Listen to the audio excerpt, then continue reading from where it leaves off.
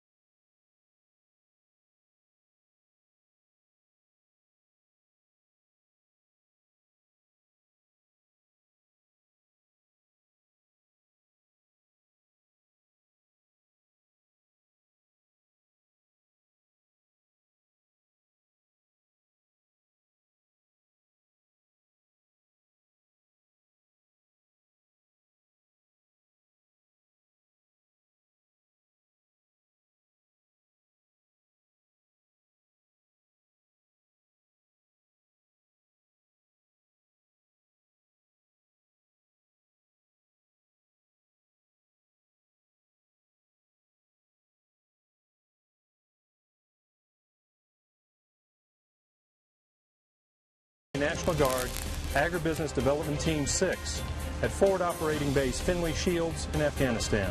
We want to thank everyone for the avalanche of support we received from all the churches, businesses, organizations, and individuals across the Show Me State. Thank you, Missouri. We appreciate you, and we couldn't do this without you. One more thing, Sergeant Major. Phoenix Warriors, go Cards! And we say thank you to you, the men and women of our armed forces. It's a special night here on Fox Sports Midwest. It's a night we always look forward to bringing to you. It's baseball, and it comes your way next.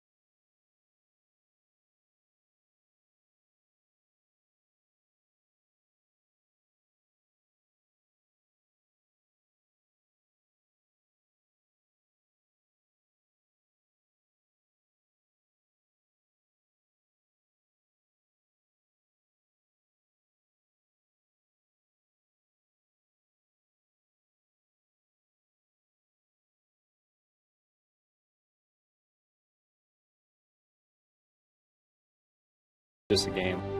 Putting their lives on the line every day, and I can't imagine the courage that they have to do that. Those guys are real heroes. I want to say hello to my 5-week-old son, Brady, my wife, Amber. I miss you guys and all my friends, but I'll see you guys soon, especially my biggest hero, my dad. Just want to say hi, Mom. Hope I'm making you proud. It's an honor to be able to go and play the game and have these men and women that are serving our country be able to watch. You know, without them, I don't think we would be here being able to do what I do today. This is Specialist Alan Collins, stationed with the 175th Military Police Battalion. Lieutenant Colonel Frank Rodman with the Missouri National Guard. Specialist Dominic Ashley with the 175th MP Battalion. Tonight's telecast. For all that you do, this one is for you.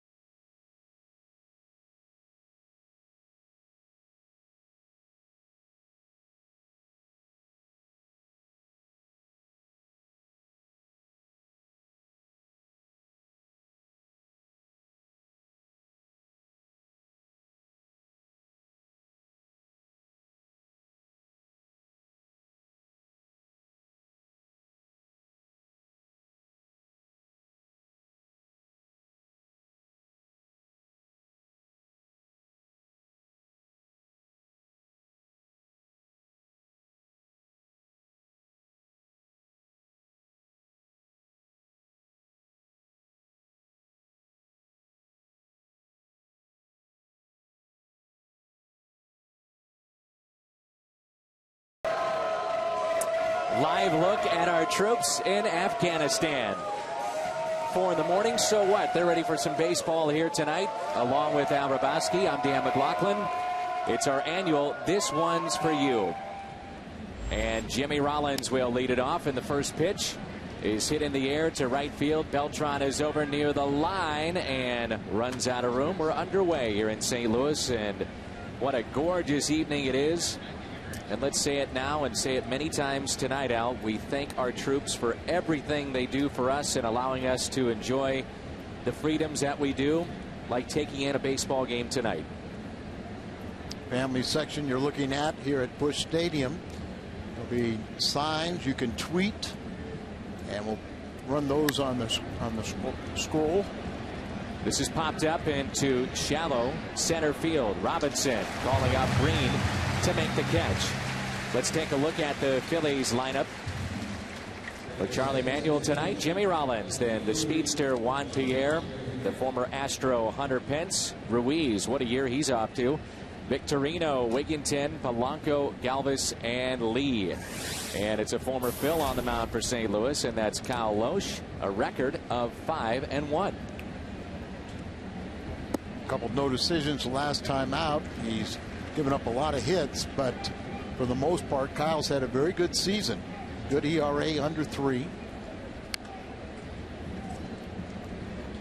Kyle has really helped himself by not walking many. He's got a 4-to-1 strikeout to walk ratio, but his counterpart is 8-to-1. Last start was against the Dodgers, and that's pulled foul. 11 hits, but only 3 runs, as he was able to minimize the damage. And basically every time out, Al, he has given the Cardinals a chance to win his starts. And that's really the key, is to go as deep into a ball game, keep them down. Pierre taps it in front of the plate, and Molina on the run throws it to the back of Juan Pierre, and it's a base hit. Well, Pierre has that great speed. It's not uncommon for him to have an infield single, but they could rule that an error, as with an accurate throw and hitting him on the left arm, they do score a base hit, so he does not get the error. But so many times you'll see a runner like Pierre move towards the infield to make that a tougher throw, but he was going right down the line. So here's Hunter Pence, who they picked up last season. Hit .324 with 11 home runs in limited time with the Phillies, but only .211 in the 5 games in postseason play against the Cardinals. And Hunter yesterday was 0 for 5 when his teammates had a season high 18 hits.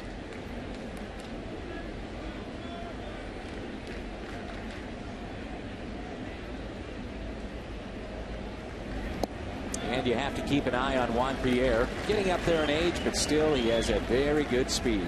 6 stolen bases this year, and the Phillies in general have a very good and high percentage of successful steals, but you're going against the best in Yadier Molina.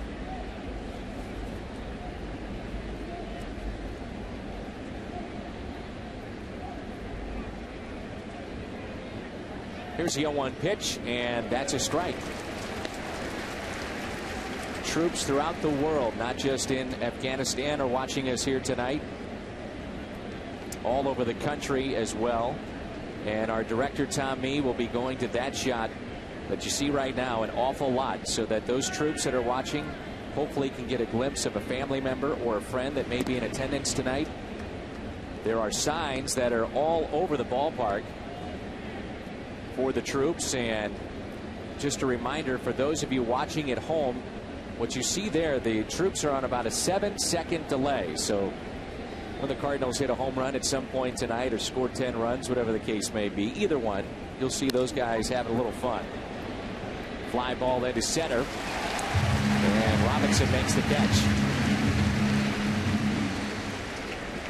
We have had just some amazing stories that have come out of this ball game throughout the years, of what the soldiers experience, their family members. Last year we had a young lady up here that hadn't seen her husband for months, and a very emotional moment for her There we go. There's the delay coming into play. It's a little more than 7 seconds, I believe, but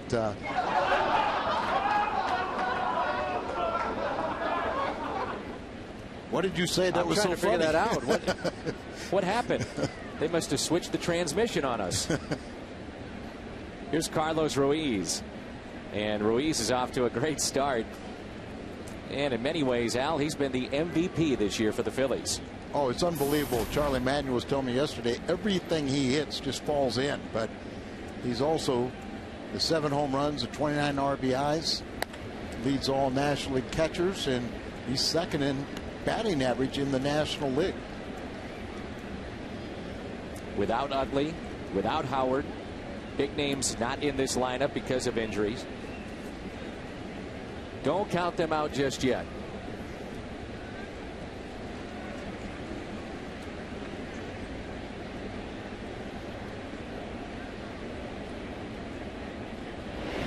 And if you missed it, roughly about, I'd say 25 minutes ago, we had specialist William Johansson. He's 22 years old, and he surprised his girlfriend, Shelby, who's a St. Louis and huge Cardinals fan. He's from Longview, Washington. They've known each other for over a couple of years. They've been dating, and he surprised her by coming home. She didn't know that. That drops in, and that is a fair ball. Pierre is going to be held up at third, and a strong throw in by Beltran. A double for Ruiz. Let's take a look at the Cardinals defense tonight. Holiday, Robinson, Beltran in the outfield. Freeze for Cow, Green and Adams along the infield behind the plate. The 4-time Gold Glover, Yadier Molina. So there they are right there. That's William on the right and Shelby in the middle there on the left. And so he is there to catch the ceremonial first pitch. She has no idea. She goes out to the mound. She throws the ball, and her emotions told the rest of the story. But we weren't done with the whole story. The best part was then he proposed. And she said yes. And she said yes. He'd actually been stateside for 48 hours and did not use his cell phone because she'd know that he was home. And he had been in communication with her family, asked permission for the marriage proposal. Everyone was aware of it but Shelby. She was thinking he would be home on Sunday. And the couple was introduced by specialist Nicholas Hagler, who is Johansson's friend and also in the 463rd. And Hagler is watching this morning in Afghanistan. Here's a 1-1 pitch to Shane Victorino with 2 runners on.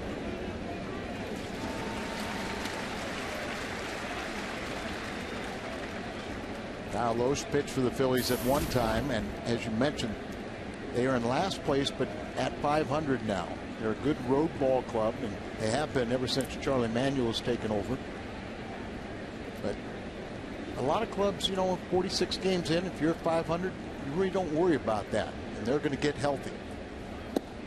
Is this about the time, Al, Memorial Day, where... There you go. By the way, that's the gentleman that introduced William and Shelby. That's Nicholas Hagler. You know, all his buddies over there are saying nice job. Sarcastically, maybe. Probably. Hit sharply to first. And stepping on the bag and rumbling to it, Matt Adams. What a moment we had here tonight. The first of many. This one's for you on Fox Sports Midwest.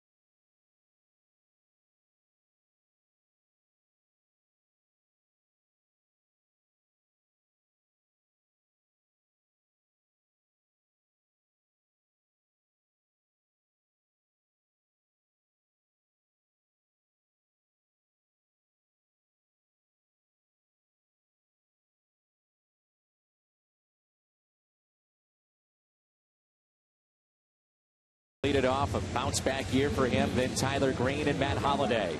Beltran, Freeze, Molina, Matt Adams, Shane Robinson, and Kyle Loesch.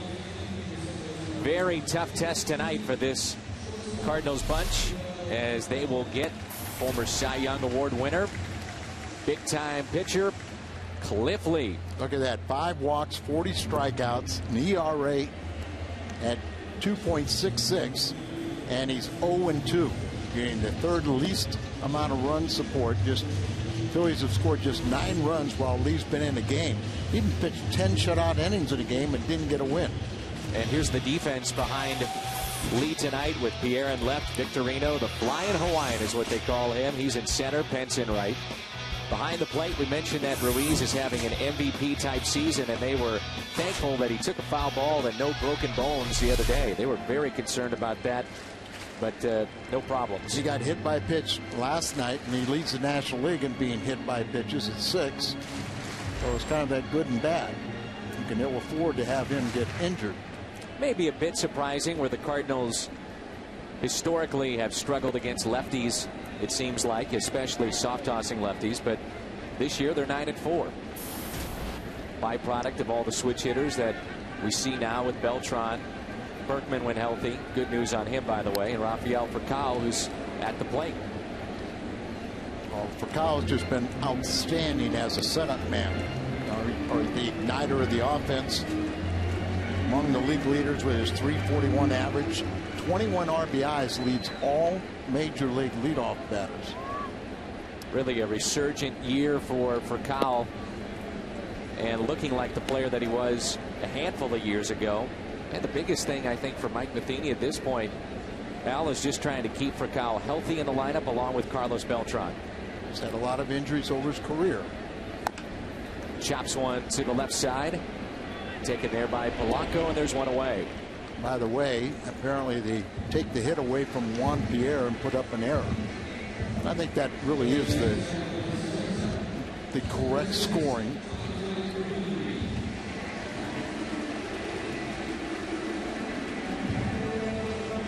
One of the nicest and hardest working people in Major League Baseball is Juan Pierre.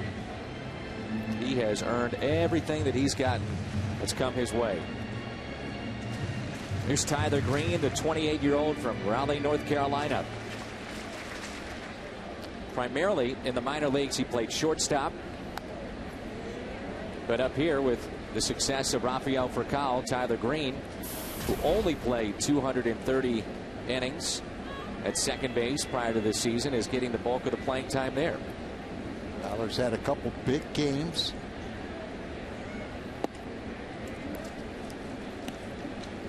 Trying to get him to be a little more consistent. He's played very good defense, and that's what's kept him in the lineup. You can see in that shot, the elbow has dropped a bit, the back elbow for Tyler Green, and in doing so, they feel it's quickened up his bat.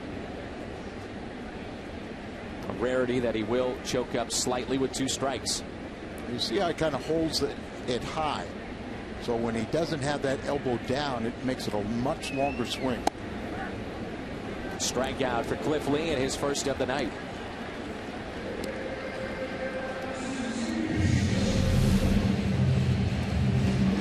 Singing cowboy Joe West with his first call, and it's a good pitch. Pitcher's pitch right on the black. 2 down and nobody on base for Matt Holliday. Somebody wants to say hello to Dad or Mom.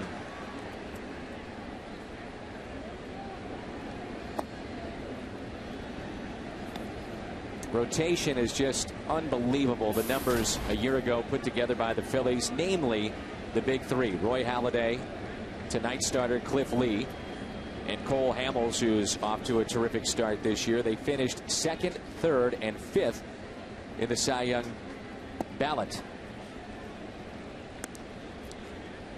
Halladay, who will be pitching on Sunday. Good matchup against Wainwright, who's coming off a shutout. Boy, isn't that great to see Wainwright being that effective coming off the Tommy John surgery. Really saw him establish the fastball the other night. His cutter was much better, and the key, I think, Al, was no walks. You know, previous 2 starts, he had 9 walks combined, and his control seemed to be a lot better. Yeah, and that's Adam Wainwright is not somebody that walks people. He attacks the strike zone, learning how to pitch with a little diminished velocity, and coming off of Tommy John, the secondary pitches are going to be, you know, they're going to be in and out. You aren't going to have the consistency when he won 29 games in 09 and 10. 3-2 on Holiday. Last time that we saw Cliff Lee, and there's the remnants of the surgery, the Tommy John. You saw the scar there in the elbow. Last time we saw Cliff Lee, it was game 2 of the division series. And Holiday shoots one foul and out of play. And in that game, he could not hold a 4-0 lead. And how rare is that? Well, last season, when the Phillies scored 4 or more for Lee, they were 14-2 in those games. He wins that game, now they probably win the series. Absolutely. And against St. Louis, he's thrown shutouts in 2 of his 4 career starts against the Cardinals. The 3-2 pitch taken high, so a 2-out walk by Holiday extends the inning to Beltran.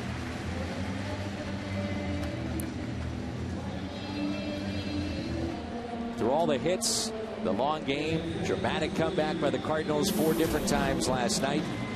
It's Raul Valdez, who pitched for the Cardinals, you might remember, briefly, when they were just trying to get anybody from the left side, and that was his first win since 2010. Well, and I kind of, when he was warming up, I kind of said, hey, bring him in. And then he wins the game. So, wasn't the Cardinals' fault. I jinxed him.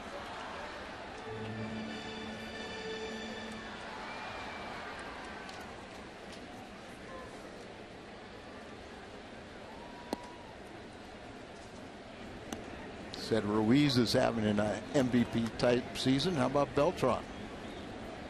Leading the National League in home runs, 2nd in RBIs.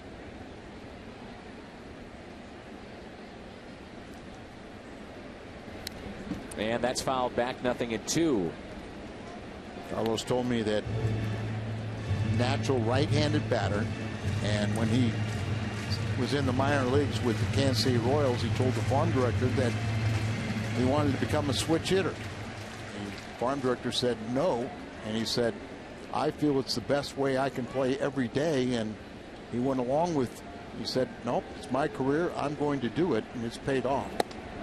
On the inside corner, it's a strikeout. So Cliff Lee strikes out 2. Special guest coming up from Afghanistan when we return.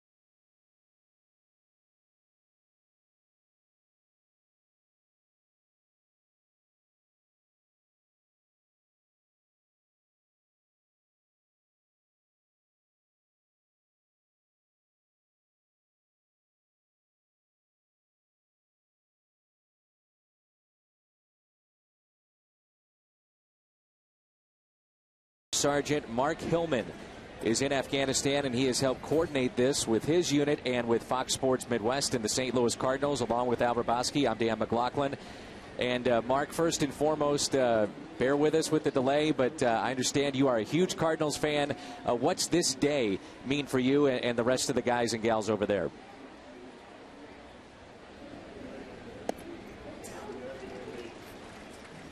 Well, it means a great deal for us over here, being deployed, doing our nation's work, that the soldiers get a piece of home, and they get to see their hometown Cardinals whoop up on the Phillies. My understanding is you have an impressive memorabilia collection. So does that collection include a hungo as well?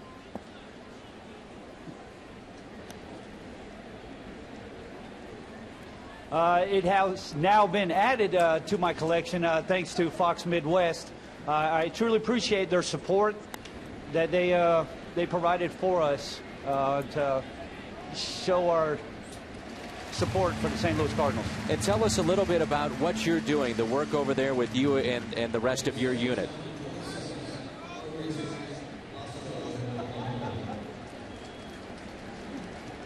Well, we are doing quite a unique mission. We are in charge of the law enforcement mission here on Bagram Airfield, making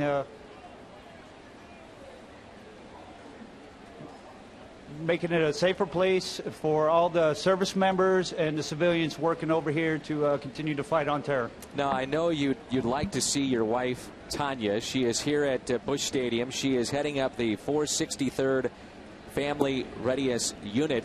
And you can hold up that hungo and say, honey, look, I've been to Afghanistan, but the hungo came with me.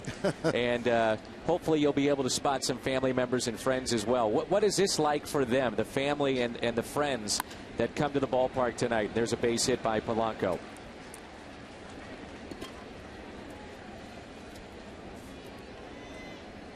Well, for the family and friends, I truly believe to get a sight of their loved one over here, watching the game, enjoying the Cardinals play is truly great for them, because they haven't seen them, in most cases, at least 6 months now.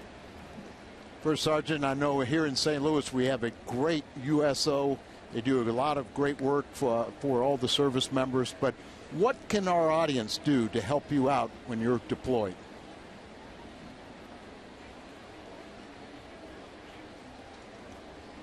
Well, one of the greatest things that they can do is their continued support for the soldiers that have been over here and fighting this fight for at least 10 years.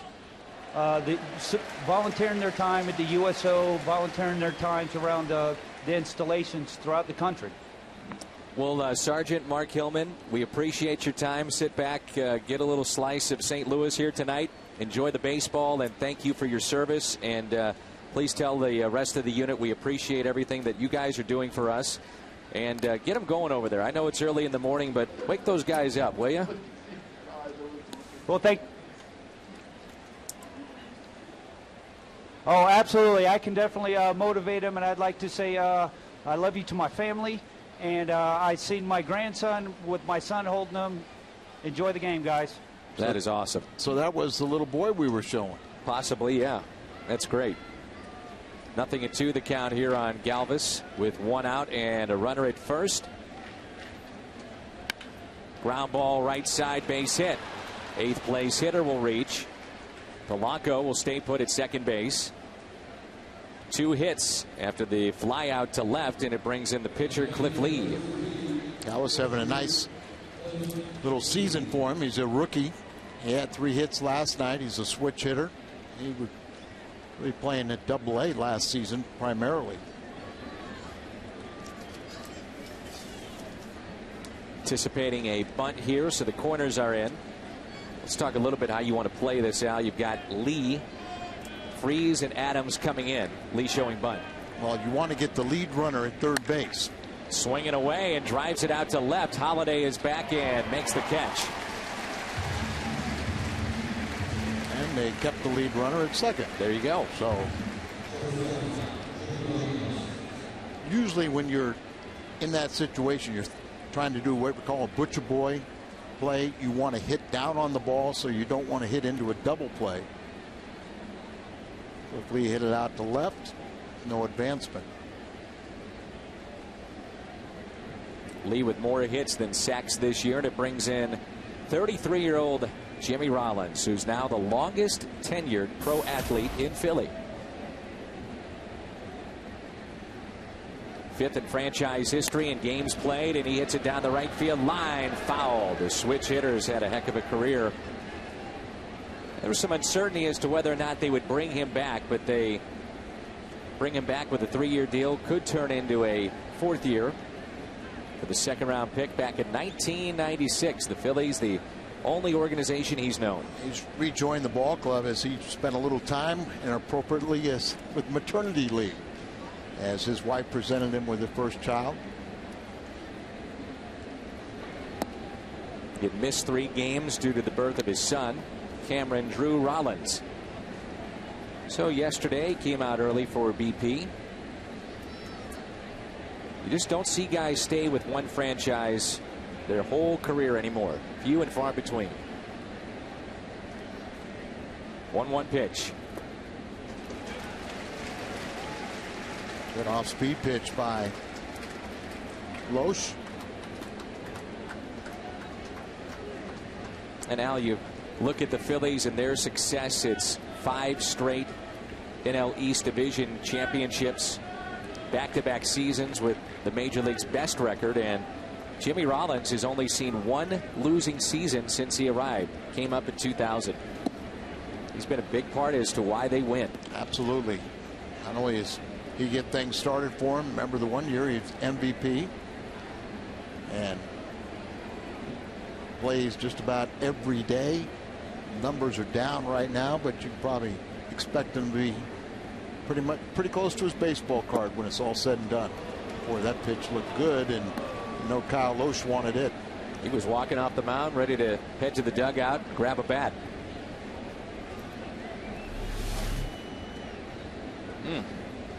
Like it was right there, but. And now, predictably, base hit into right. Run will score. Jimmy Rollins drives him in, and that's Polanco scoring the first run of the game. It's 1-0, and the 8th RBI for Jimmy Rollins this year. Could see that coming. Sure could. Breaking ball down and in. That's a sweet spot for a left-handed hitter. And he just kind of hooked the ball and picked up the RBI, and they have the 1-0 lead. Juan Pierre reached on the air by Yadier Molina. And the Cardinals have committed 26 errors this year. They came in 2nd best in the National League with 25 errors, tied with the Phillies. There's a strike on the outside corner.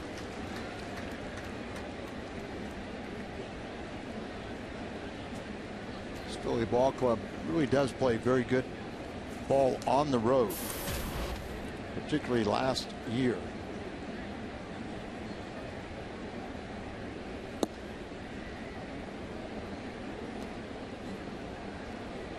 A year ago, the Phillies set a club record with a Major League best 50-31 road record. 1 ball and 1 strike. Runners at the corners for the Phillies. I mentioned Charlie Manuel at the helm. This is his 8th year as manager of the Phillies, but if you go back to during his time, they have just been the best on the road in the National League. Posted one Major League leading 325 to 261, 555 record on the road. Runner goes from first. It's a ground ball to the right side. Adams commits an error. That's his first, and for the Cardinals, they're 2nd in this game, and it leads to a 2-0 lead now for the Phillies.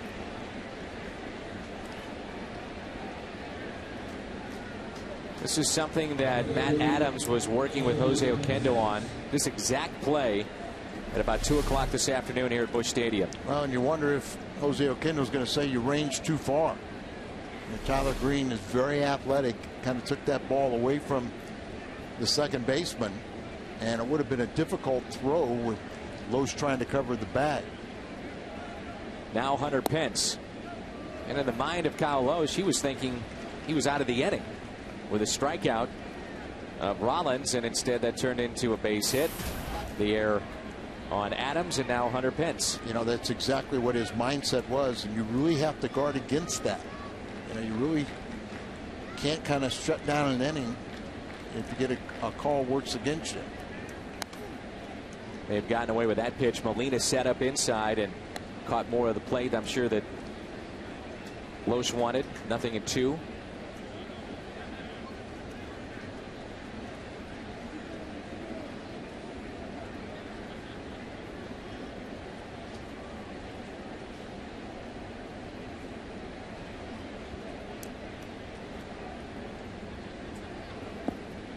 Besides going live tonight to our troops, we also have taped video greetings from Missouri National Guard airmen and soldiers in Egypt, Afghanistan, Iraq, all over the world.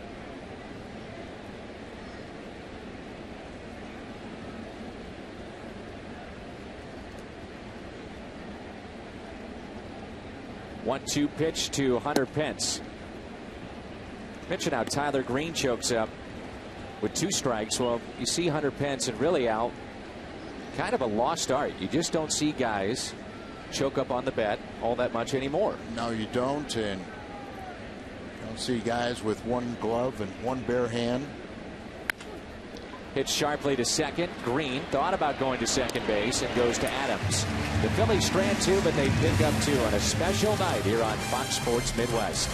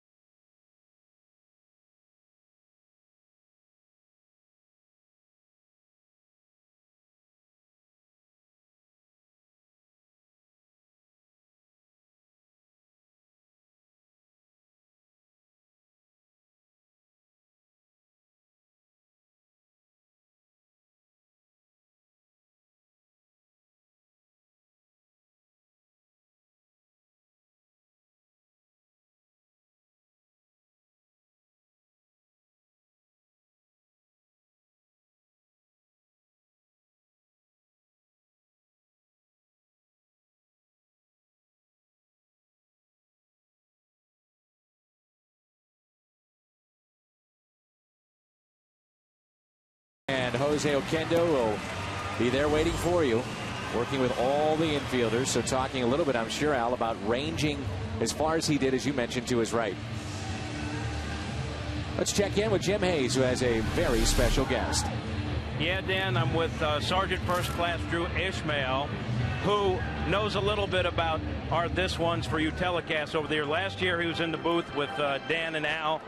And in 2010, you were actually in Afghanistan talking to your wife, who was back here in St. Louis via satellite. So you know firsthand what it means to the guys over there to get a little slice of St. Louis brought to them. It does. You can't beat this kind of situation because everybody is here because they're there. So, I mean, I'm recalling a lot of the happiness I felt being able to see my wife and talk to my wife and leave a message for my wife. And then last year she was already in training. She's deployed now, and you know, she gets to watch this hopefully and see that we love her as well. So I'm really excited. Yeah, the tables are turned this time. You're home. You got 2 kids. She's in Egypt right now, trying to find the game on satellite, working at that. And I know you miss her. I do. I miss her a lot. She kept everything together. I'll tell you right now, this is the harder side of this. The families work so hard in keeping everything together for the soldier when they come home, and we just want to make sure those guys are safe when they come home as soon as they can. Last thing, you help coordinate all the satellite hookups overseas. a couple of years ago. How big a job is that? Well, especially coming from a guy who knows nothing about satellites, it was a pretty big job. We got 2 portable units flown in, and we were able to get them to 2 separate sites for the Missouri National Guard troops, and we had a great time. It worked out wonderfully. The whole game, we were able to talk back and forth between the booth and Afghanistan, which is just absolutely an amazing feat. If your wife was able to find the right satellite to see the game, what would you say to her? Honey, I love you. It's time to come home, and just do your time and come home soon and come home safe. Thanks to you and your family for all you do for us. Thank you very much. Guys? All right, Jim, thank you. Great stuff. Tell him we said hello, as we saw him right before we came back. We said, why isn't he with us? We get to visit with him every year. Yeah. Very nice man. This is the 3rd straight year that we have done this. This one's for you, the 5th overall on Fox Sports Midwest. And the feedback that we get has just been tremendous from Cardinal fans, the families, the soldiers. And a big part of it is you at home. Twitter.com/FS Midwest with the hashtag This One's For You. Fox Sports Midwest is showing this game without commercial enhancements. And we'd like to thank all of our loyal and gracious sponsors for allowing us to bring this game to you and to our troops all over the world.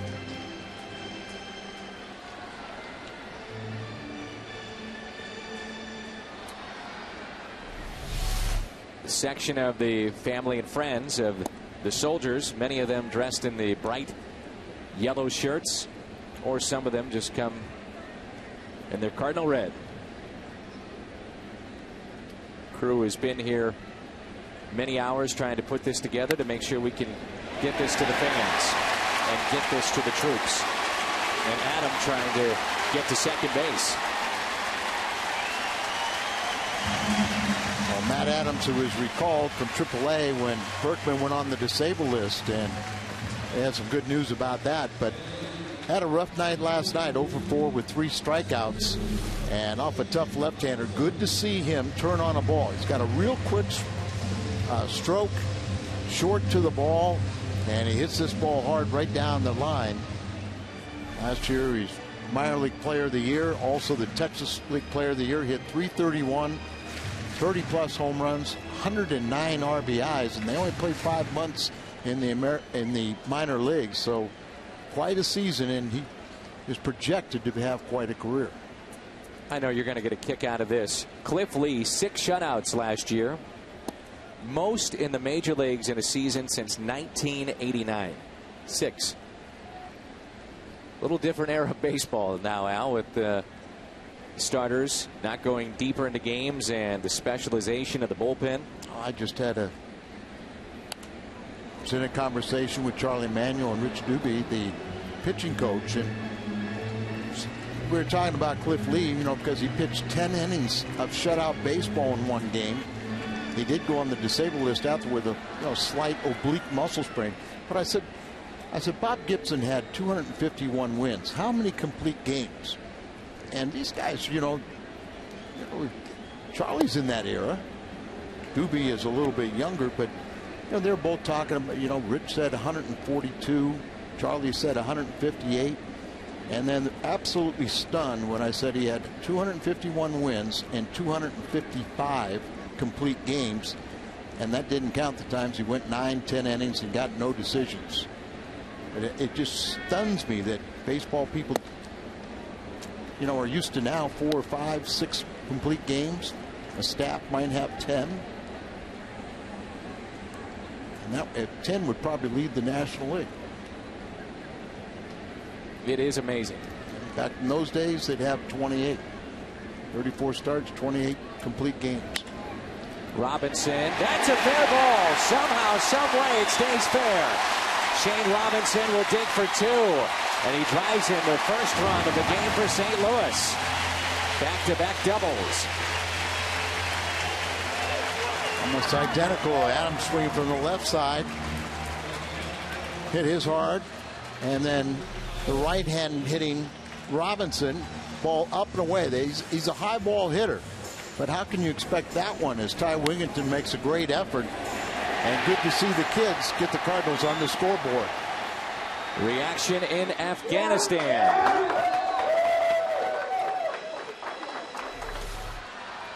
I think I saw one Phillies fan. She wasn't clapping. No, did not look happy one bit.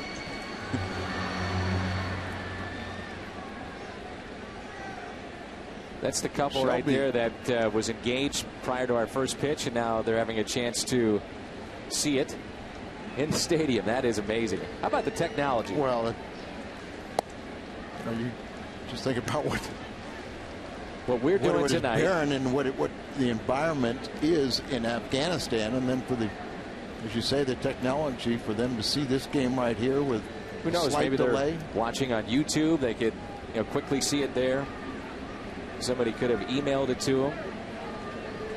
And when we first did this, I believe the first game that we did was with you and Joe Buck, and the Boston Red Sox were in town. It was at the old stadium, and there was a rain delay, and thankfully no technical difficulties at night. And it was a long rain delay in which you were able to converse with a number of the troops. And the game is secondary here tonight for us, but it truly was then, because it was just a nice long conversation you were able to have with the troops. It was approximately 2.5-hour rain delay, and I remember one thing, and I'll get emotional just thinking about it, where we got an email from a mom that was telling us that her grandson was a sergeant that was over in Iraq, and the grandpa was there with his two sons at the stadium. We found the grandfather and the two sons, asked the sergeant to come to the microphone, and we're talking with him as he's getting a look at his pin. Right. Amazing. 1-2 the count here on Kyle Loesch. 2-1. Phillies on top. The tying run is at third base, and Loesch shoots one over the Cardinals dugout and into the seats. The reason that you think that the Phillies, even though they've been around 500 all year, could eventually go on a tear is because of guys like Cliff Lee. I mean, their pitching is exceptional, and their bullpen the last week has gotten it together too. Yeah, a lot better, but the other aspect is they're missing Utley and Howard. Sure.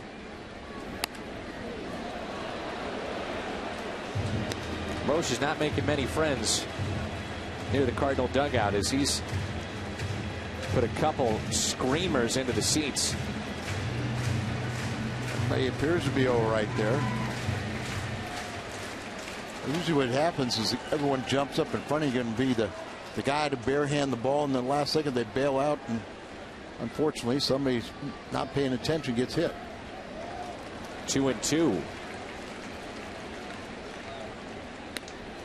Last year Cliff Lee was 17-8. Over 230 innings. He had career highs in strikeouts and innings. And at one point, amazingly, he had 10 combined starts in June and August. And in those 10 starts, he gave up a total of 3.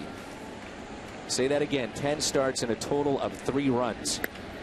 That's up the middle, slowly hit, tough play. Loesch is digging, and he is out. Specialist Dominic Ashley with a message as we head to break. Specialist Dominic Ashley with the 175th MP Battalion, Camp Oscillator Guitar. I want to give a shout out to my daughter Ava, my friends and family back home. Go Birds.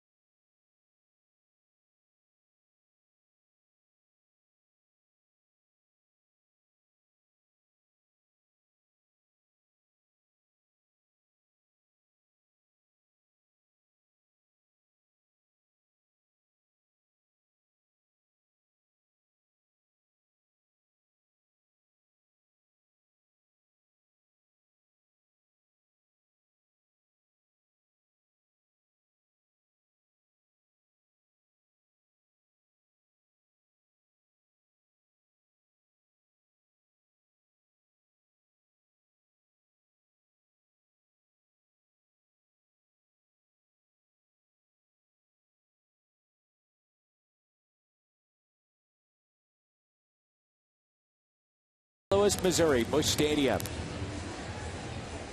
And we are going everywhere tonight, across the United States and across the world. Afghanistan is watching us tonight. This one's for you, our annual telecast to the troops, early in the morning. But 5 o'clock.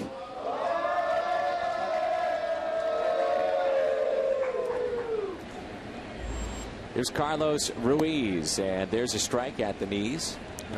Dan, it's appropriate to bring this telecast on Memorial Day weekend. Everyone reflect on.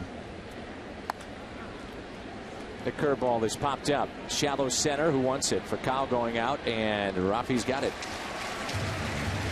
Once again, you want Robinson to take charge on there. And it's easier play for an outfielder coming in than a shortstop backing up.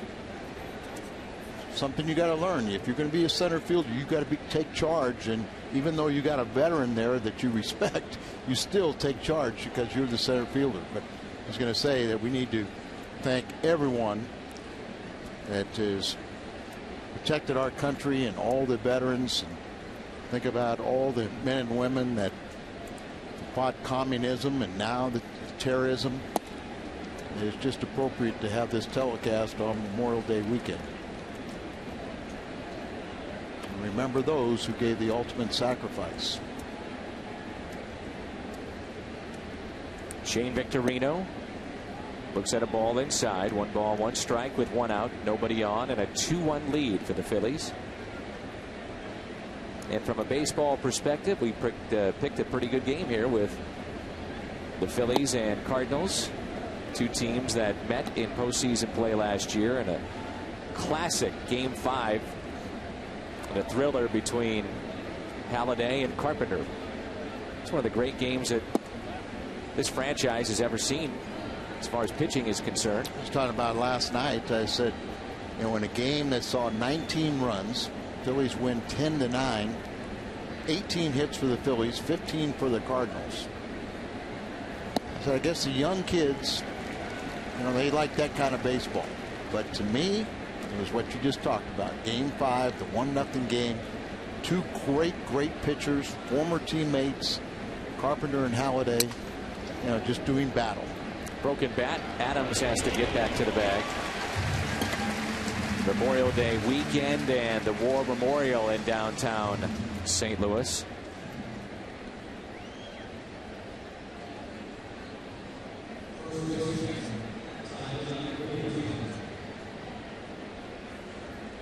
The troops appreciated that over 7,200 miles away.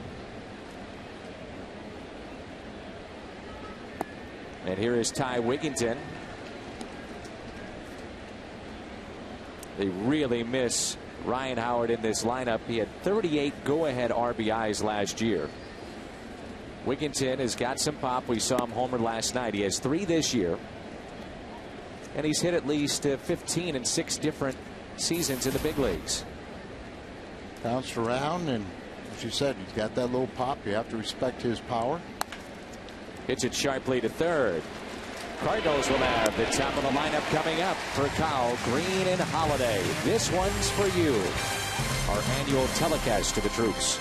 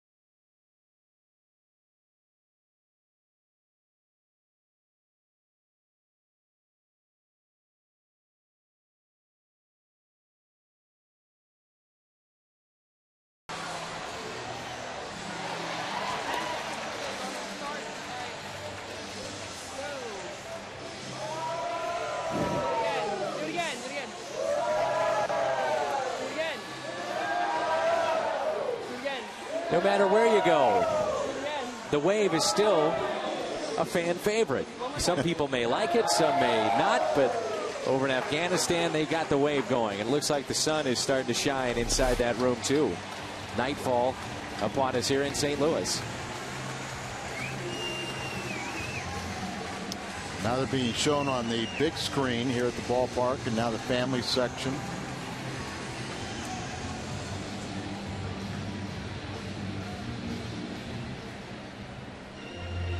The 13th MP company stationed at Fort Leonard Wood. Be deploying in a few months, potentially to Afghanistan, Kuwait. Those are small squads, 8 to 12 soldiers. Provide security services, very much like the U.S. Secret Service, for key Department of Defense and Department of the Army officials wherever they travel around the world. And those folks were on the field before the game. 0-1 pitch to Fractal is a breaking ball. He hits it out to deep left. And this ball is off the top of the wall, and it's a home run. A line shot by Fractal. It carries out of here. We're tied up at 2-2.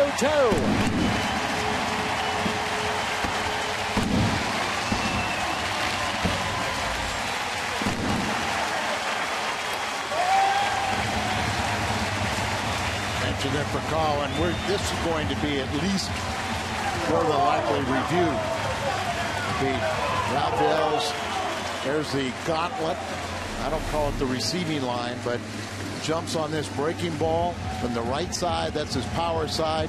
Looks like it hits the back advertising part of the wall. Should be a home run, but I'm sure Charlie Manuel is going to ask for a review. Al, the third base umpire is Rob Drake, and right away I was looking at him. He did not hesitate. He called it a home run. So just by his reaction and quickly calling it.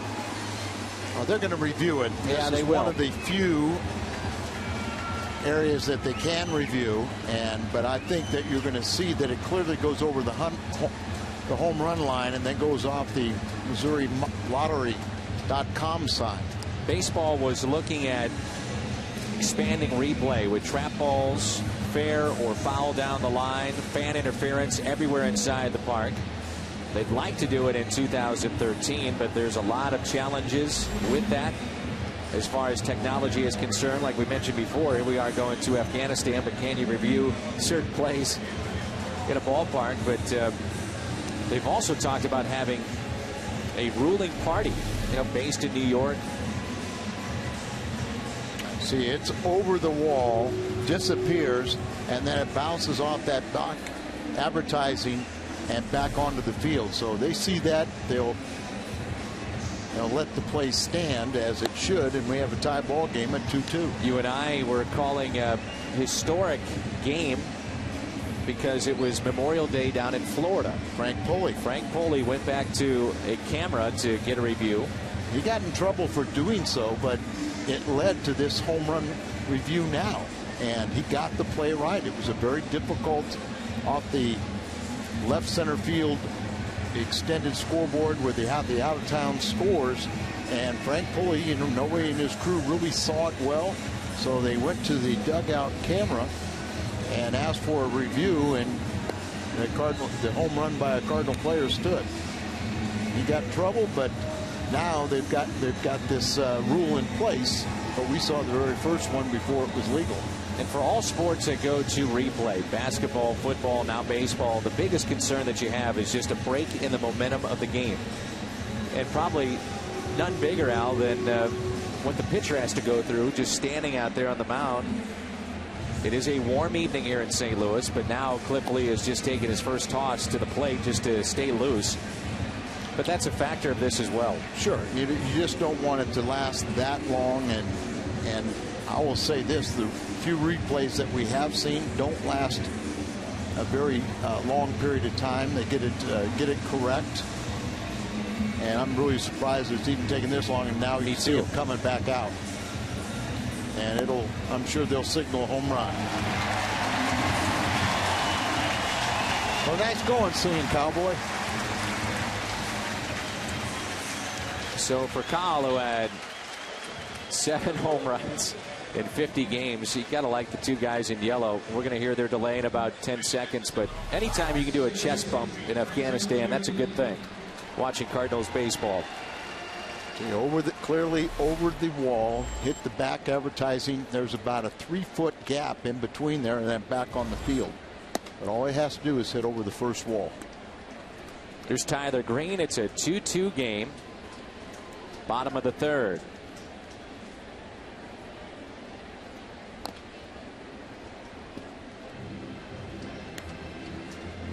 You see at the bottom portion of your screen the tweets that are coming in, the hashtag "This One's For You." One ball, one strike on Green. Looks at a ball low inside. Called out on strikes first time up. And again, those are the fans and family members, friends that are here to see baseball, but also to hopefully be seen on television by those they love overseas. It's a special night, unique. So many times throughout our telecast, you will see the various shots of those in that section of the ballpark. The 2-2.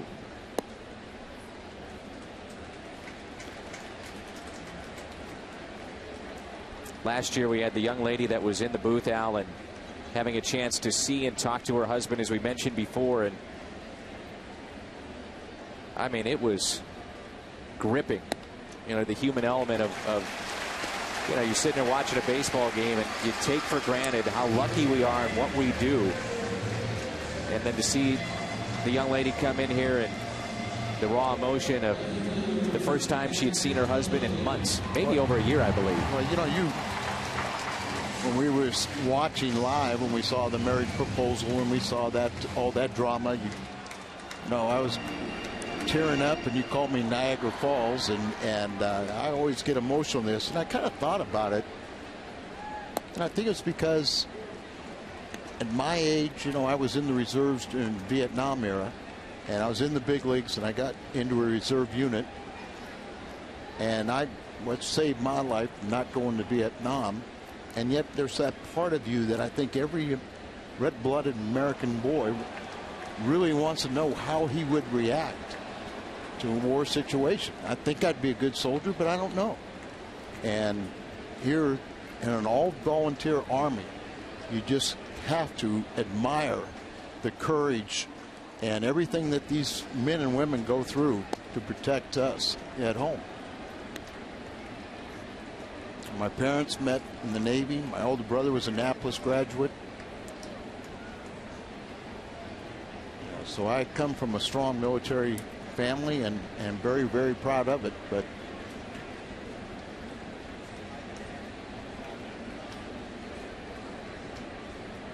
shot right there embodies why we're here tonight.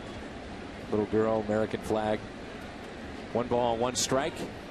Holiday shoots one foul and out of play.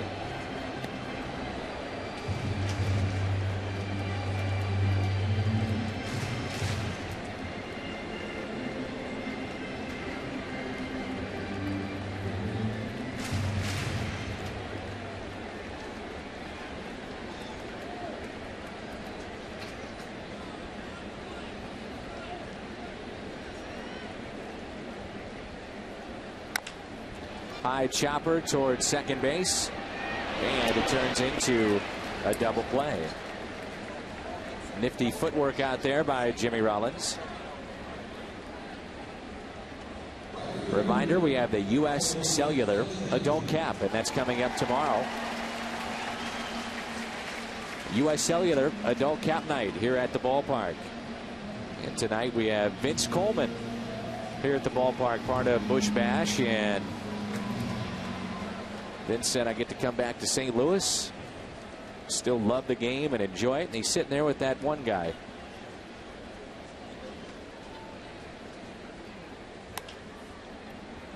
It's Todd Thomas. The back of his jersey, that one guy. Everybody says, hey, look, it's that one guy. Vince Coleman's there on the left.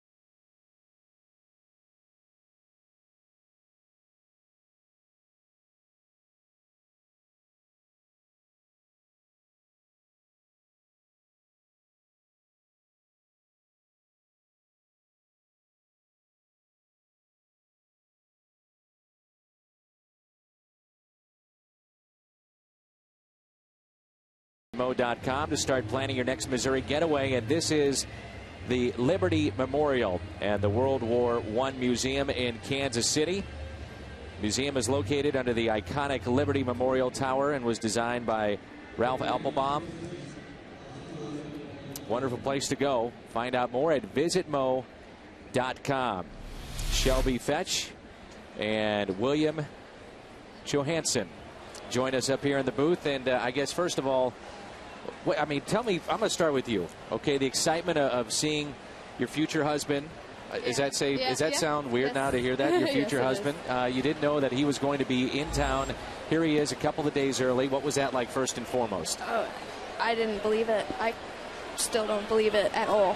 And then all of a sudden he gets down on one knee. And you did say yes, right? Yes, I did. Okay, yes, we're official on that. Okay, well, congratulations. Thank you. Thank you. So what's going through your mind right now? What are the emotions like for you? I am still shaken. I can't believe it happened. And your dad is here, correct? Yes. And now, who else was in on this that knew about him coming home? Both my sisters, my mom, my friends. How were they able to keep it a secret? I know. I don't know. I have no idea. Did you give them any trouble about that, too? I will be.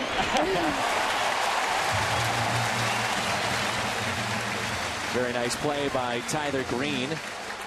And William, let's go back to you now. Yes. What are you feeling right now? Are you nervous, happy, excited? What's going on through your mind? I was nervous. It kind of comes in waves now. So the big part's over. So you know, how are we supposed to be? Any guy that's out there thinking about getting married, you know, how can they top something like this? You've just topped anything that could possibly be done. Yeah, I had a lot of help from everybody, from my first sergeant back at downrange, and David here, and all you guys up here, and you guys are really ones that put it together, and I just want to thank you guys. And we want to bring into the conversation all the way from Afghanistan, yes, Nicholas Hagler, and he is the one that introduced you both. Yes. Now, we want to tell you that there is about a 7 to 10 second delay, so if he doesn't answer your question right away, don't worry, he is going to hear it, but I'll ask you, what would you like to say to him about this special night and what's happened here? Thank you, Nick. Yeah, I just want to thank him for introducing us and just being a great friend all around, all the time. How did he, advise you to do this? What did he say to you? He just said, pretty much, do it big. So, and you've done it big. Yeah.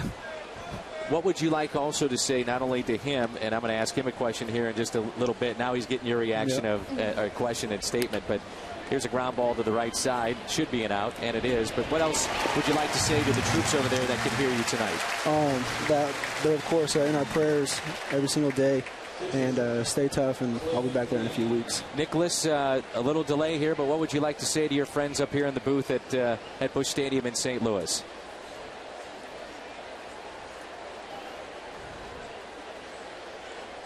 I'll just say congratulations to both of them, and good job at not choking in front of everybody like that. And I'm really proud of both of you. Thank you, Nick. Here's a pitch to Cliff Lee, flied out to left. Nicholas, before we hit to the next break, too. No problem. Tell us about introducing these two and now the culmination of seeing them get married. What's going through your mind seeing this?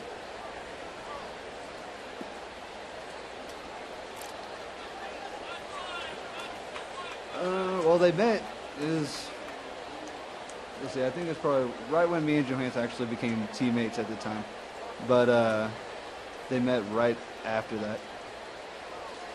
But I saw this happening over time, and I knew eventually he was going to ask her. And I'm just really proud of him, and I'm really glad that they met each other.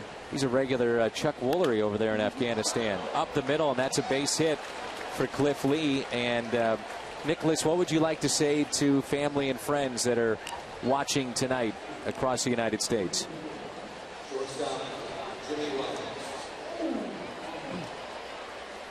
Well, I'd like to say I love and miss all of you, and I can't wait to see you when I get home. And I also love my wife, Martha Hagler, and I can't wait to see her when I get home. Can you describe the emotions right now of what that is like right now for them, the men and women watching this, and the kind of joy, hopefully, that we're bringing to them? Oh, yeah. I know every day it's pretty much just the same routine, working and sleeping, working, sleeping. And just to have something like this to be able to see and talk to your loved one, it means the world to us over there. What does your work entail? Describe it. We work actually law enforcement on the base, so make sure people aren't being dumb over there. So there's a high fly ball into right center, and well, I don't know if we can top this season. Maybe another world championship. I don't know. There you go. That's what I want. Congratulations. What an amazing night. Thank you. Enjoy it, okay? Thank you. Great to have you home, and God bless you guys. Thank you. There you go as we go to break. Nice reaction.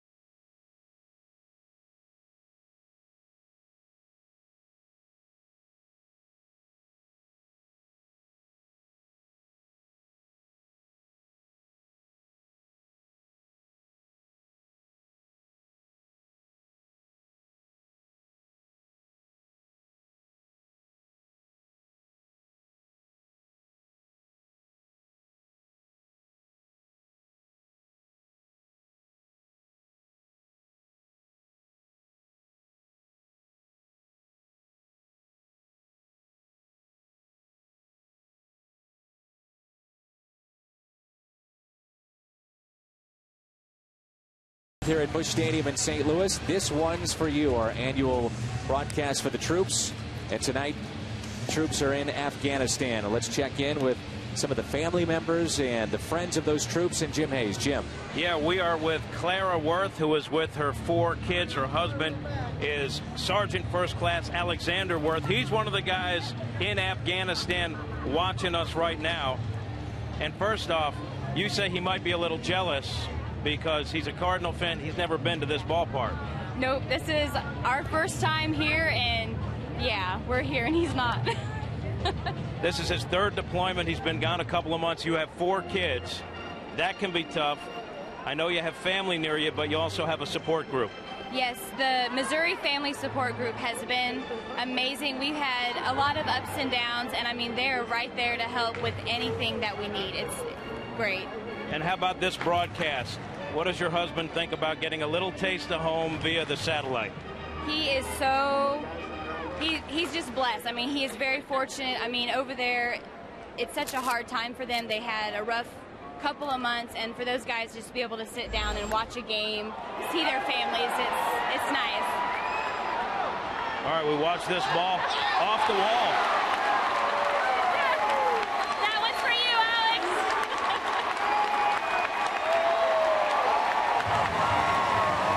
The crowd's going crazy. You guys are going crazy. Before we let you go, your husband's over there. And your kids, you guys want to say anything to your husband and your dad?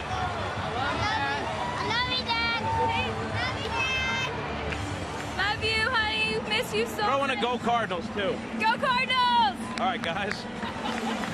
All right, Jim, thank you very much. Shane Victorino, who is a Gold Glover, he never saw it. He lost this ball in the dust sky. Really, the lights haven't taken effect. He's a Gold Glover out there, but when you can't see it, it's hard to play.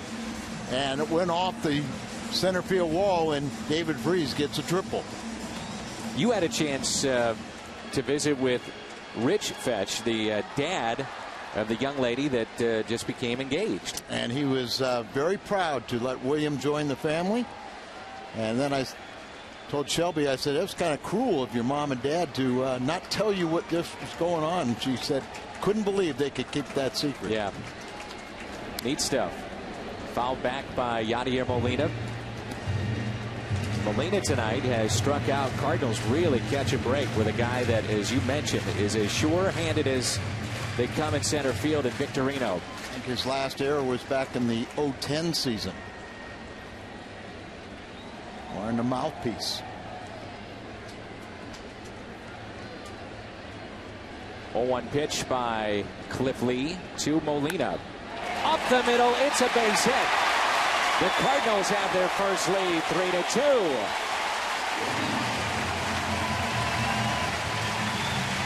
Yadier Molina had 4 hits last night. Here he delivers his 24th RBI to break the tie. Got 2 of the best hitting catchers in the game going head-to-head here in Ruiz and Molina.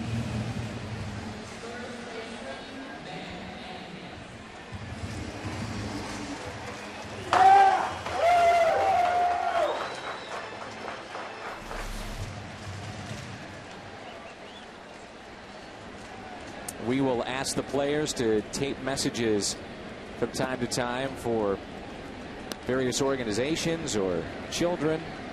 Need a little pick-me-up. And when it comes to the military, we've never had an issue of a guy say, well, just hold on a little bit, or maybe I'll do it later. Never.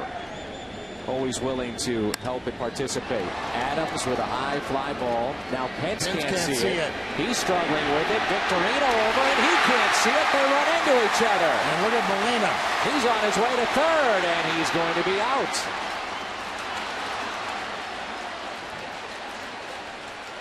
Well, Hunter Pence is tied with the most assists in the National League the last 4 or 5 years. So not the guy to run against right there.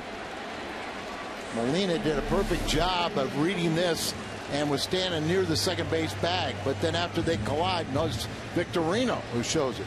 But this is what happens a lot of time. It's right around this time of night. The lights really have not taken effect. So a high fly ball, the infielders, and you saw Galvis really kind of pointing in the air. Victorino saw it, but the right fielder didn't see it. Molina there, you see him take off and makes an ill-advised decision. Robinson trying to bunt his way on, and the mask of Ruiz is knocked off. Shane Robinson with an RBI double. Victorino having fits out there with the sky and these fly balls. See, this is what you're looking up into, so it's very important for all infielders to try and help out their outfield. And probably by the end of this inning, it'll be dark enough to where you'll see those high fly balls. I have a wonderful email from a friend of ours, Christy Spitzmiller, and her son Josh is in the military. She said that their son tells them there are Cardinal fans everywhere throughout the military. Just one of the teams that's talked about the most among all the sports, the St. Louis Cardinals. And she says the funny thing is most military personnel think they are doing their job no differently than you or I and what we do every day. We can't thank them enough for what they do and our appreciation. One of the neatest things I ever did, and there you see a swinging bunt by Robinson, so he's 2 for 2. Cliff Lee is thinking I should be out of this inning.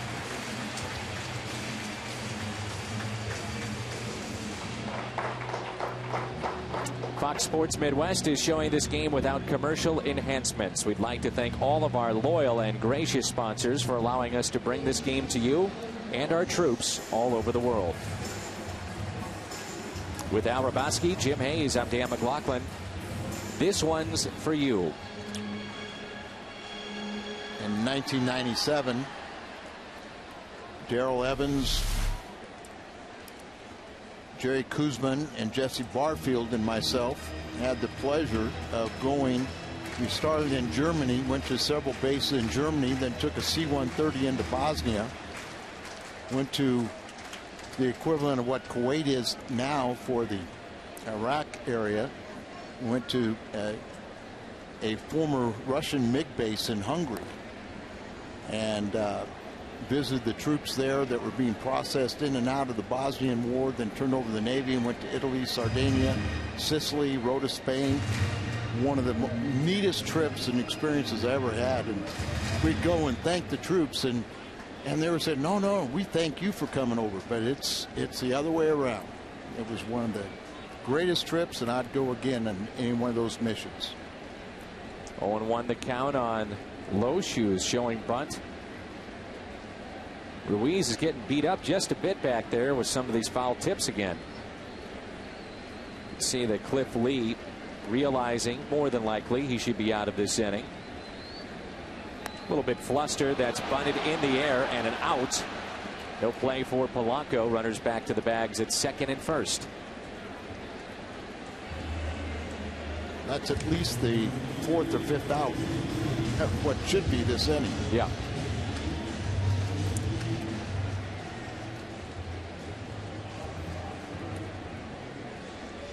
Again, we hope our troops have a chance to see family members and friends. And throughout the ballpark, not just in that section. We've promoted this to the point where fans know to bring signs. Hopefully we can see those, and we'll get back to the troops. Solo home run for Rafael Furcal down the left field line. And he is 1 for 2. 2 down, runners at first and second, and a 3-2 lead for St. Louis.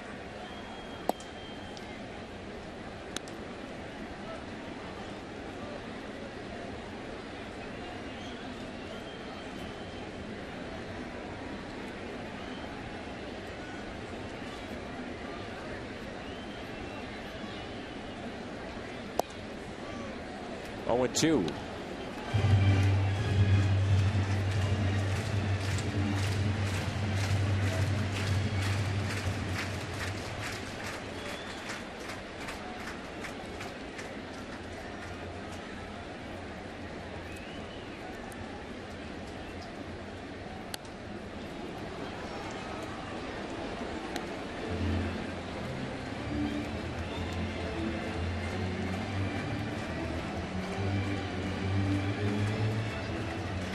When Furcal gets one hit, it turns into a multi-hit game, as he has just been phenomenal as a leadoff hitter.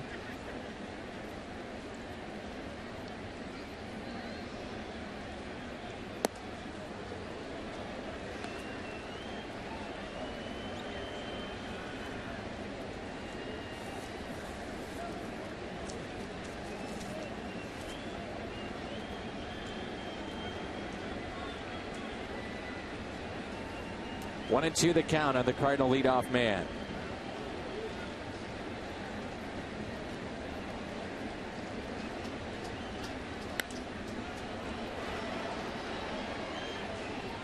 Furcal leads all major league leadoff men in RBIs. Another real barometer of how good you are as a leadoff hitter is runs scored. And he's second in that department.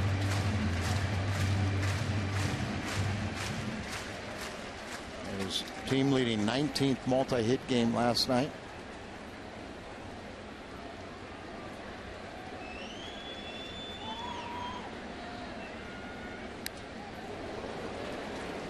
Switch hitter, but you can see when he's at the right side, his natural side, you know, he will give you a full cut. And by far, the majority of his home runs are going to be as a right-handed batter. Left-handed, more a slap hitter. Utilizes speed.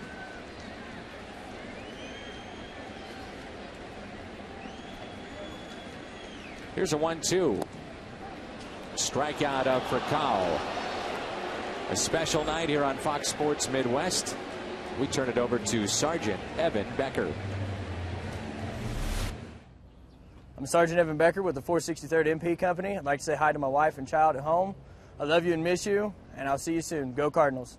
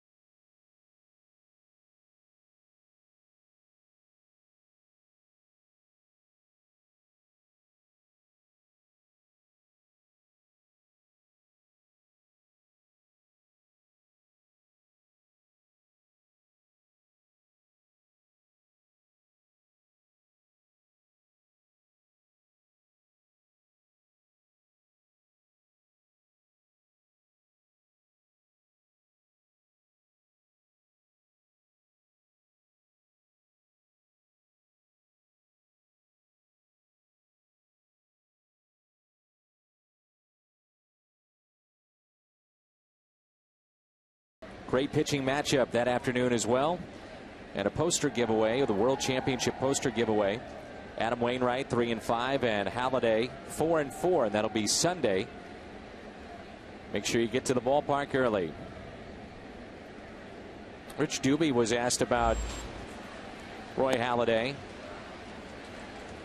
So many people wondering if something's wrong, and he said, wait a minute, the guy is still one of the best pitchers in baseball. We're 2 months into the season, and the expectations have been set so high, they're almost unreachable. Well, like I said, while he's been on the mound, his teammates have only scored him 9 runs.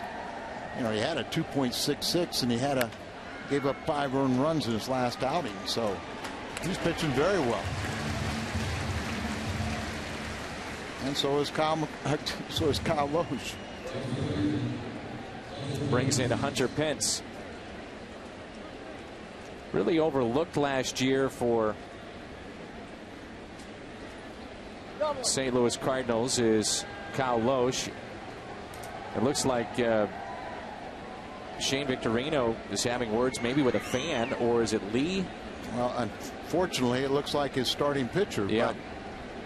But you hate to see that. I mean, you can understand you're a little frustrated, but Victorino is a heck of a ball player, and as we said, he hadn't made an error since 2010, and when you don't see it, it's kind of hard to catch it.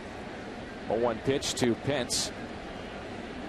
So that's something that I'm sure Cliff Lee would rather no cameras catch it, and really doesn't want to see it, but they may take that out of the camera's view right now. I mean, you see Rich Doobie going to go over and tell him, he said, calm him down a little bit.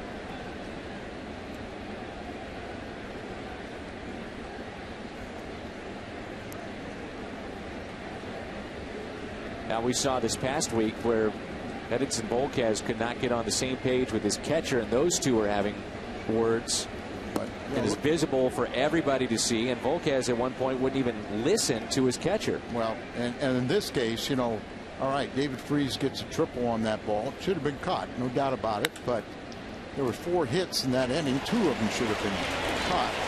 Green, a nice play to his left.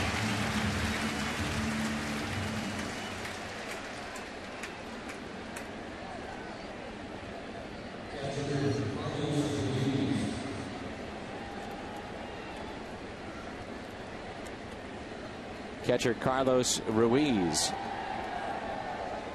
We talked about it. The fact is, those kind of things happen all the time, but these guys know, and it's obvious, you have to take it down the runway, back in the clubhouse where there are no cameras, because we will pick it up. And I think it's purely just something that, you know, in the heat of the competition, you know, you overreact to something, but I'll defend Victorino in this case.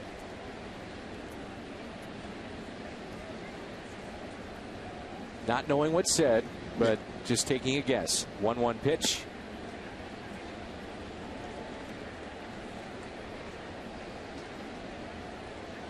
Charlie Manuel spoke to Victorino. Doobie spoke to Lee. It's 2 balls and 1 strike on Carlos Ruiz. I was about to say that overlooked last year, Kyle Loesch led the team in wins with 14. And his ERA, 3.39. Was also the lowest on the club. Very rare that you go as far into postseason, and in the case of the Cardinals winning their 11th World Championship without at least a 15-game winner. Nasty pitch. Yeah, Ruiz just 368 and got locked up on an outstanding pitch.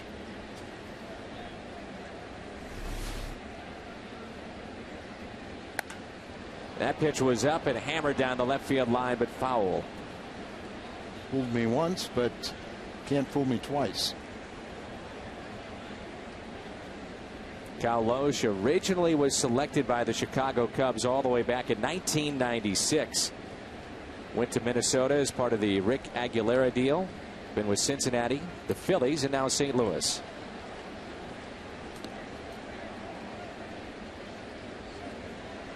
we have found when he is healthy, he's been an outstanding find for the Cardinals. Mike Gersh on the left. He's the assistant GM. John Vooch in the middle runs the farm system. John Mozeliak on the right, and hidden behind that pole is the general manager. A 3-2 pitch. And that hits Ruiz. But you can see Ruiz, I mentioned it, was hit last night's game. You were talking about a recent game where they were worried about him, but he leads the National League in being hit. And there you can see he doesn't move. He allows that ball to hit him.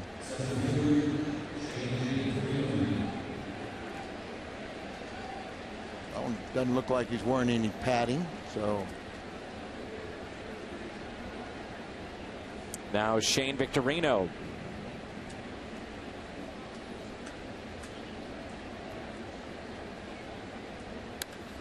He's tied up, and it's popped up. Catch made by Adams. Cliff Lee back to work when we come back.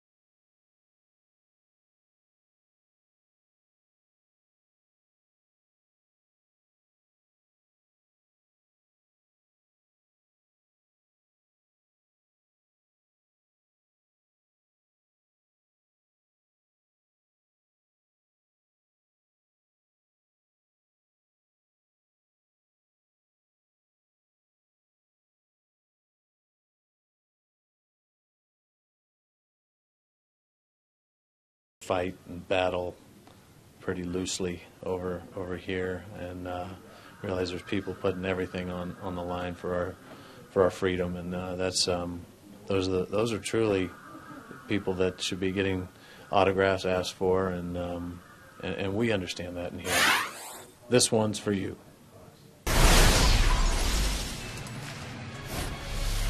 The troops in Afghanistan, many of them from the state of Missouri, Cardinal fans watching tonight. And here is Tyler Green as we move to the bottom half of the fifth. Green, a fly ball into left center, and Victorino will make the catch. The fourth annual Memorial Day Support Our Troops fundraiser is Monday at St. Francis Park Playground in St. Louis Hills, right by Ted Drew's, if you're familiar with that, one of our sponsors.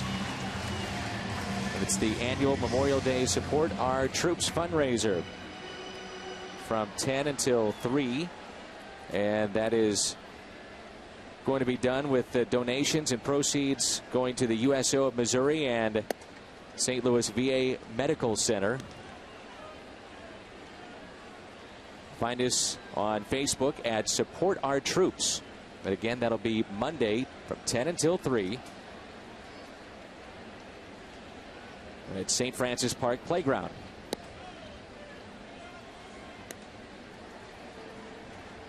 One ball, one strike on Matt Holliday. Dan, I know you're probably getting a lot of emails and texts from a lot of our friends and viewers that really appreciate what's transpiring right now. Nice, wonderful. Nice note from Tom Sarsfield, Bill Frost. Said a great Cardinal fan. Dwayne and Lori Capel are at the game, and their son-in-law is deployed in Afghanistan. Marty Watusiak, Colonel Marty, is my aide in Budapest. He was stationed with the embassy in Budapest. His son is here visiting with 3 or 4 of his friends, and he's going to be joining the Air Force very shortly. Holiday's bounced into a double play and also a walk back in the first.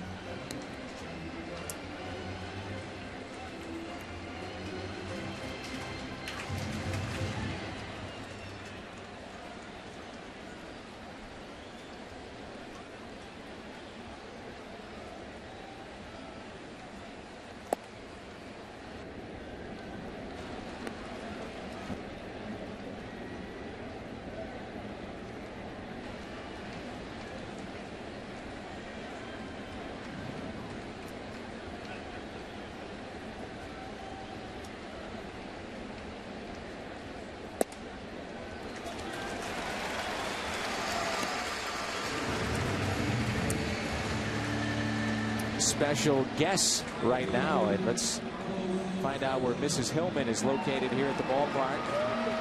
Mrs. Hillman, can you hear us up here? Yes, I can. Well, I know you have a very special person you'd like to talk to in Afghanistan. Take it away. My husband, Mark Hillman. What would you like to say to your husband? Hi, honey. I love you.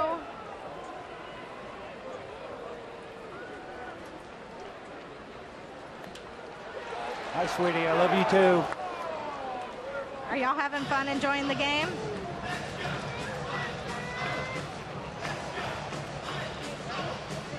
Oh, absolutely.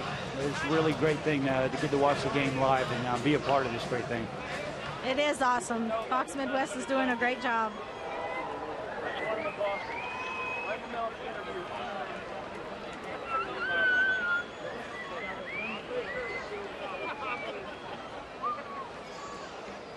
That ball scoots away. Now, I know if you two were on the phone, it wouldn't be this short of a conversation. So just take out, the 1 million+ people that might be listening and go ahead and just have a conversation with your husband.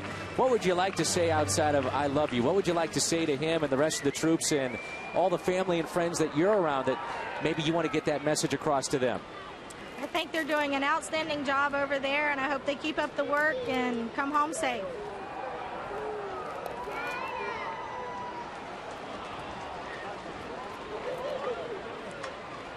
Well, thank you. And, well, we can't do our job unless we know that our family is taking care of it back there.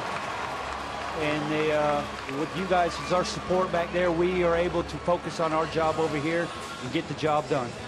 Mrs. Hillman, if I may, Mark, I want to ask you, with the ladies and the guys around you, have they seen some of their family and friends on some of the shots that we've had during the game? Have you been able to hear some of the other guys talk about their family or friends? Yeah, they've seen some of them, and some of them they haven't been able to see. In fact, one of the spouses asked me if they could rotate over there so that they could see some of the others up front. So you're trying to kick your husband out of his seat? Well, the spouses are requesting that. We're just kidding.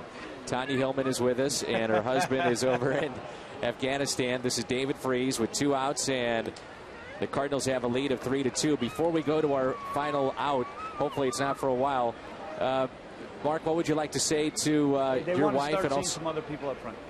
What would you like to say to your wife and all the family and friends that are here tonight?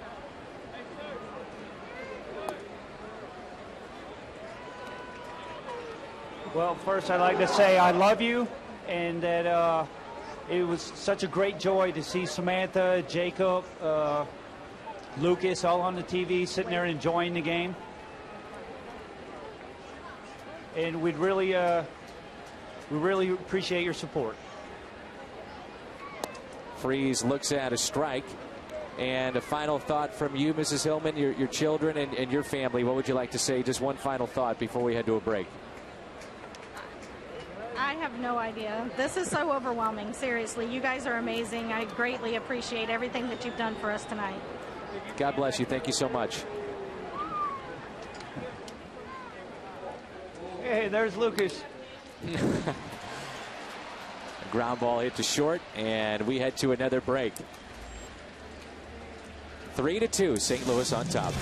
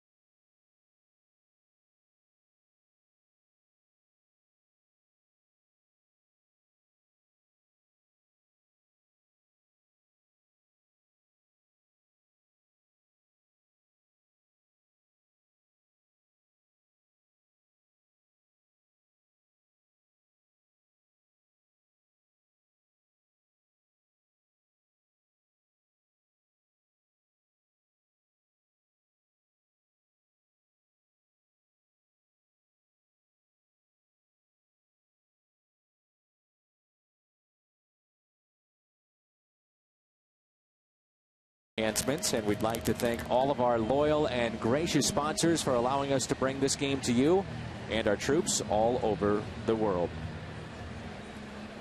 They have indeed rotated, we understand. There you go.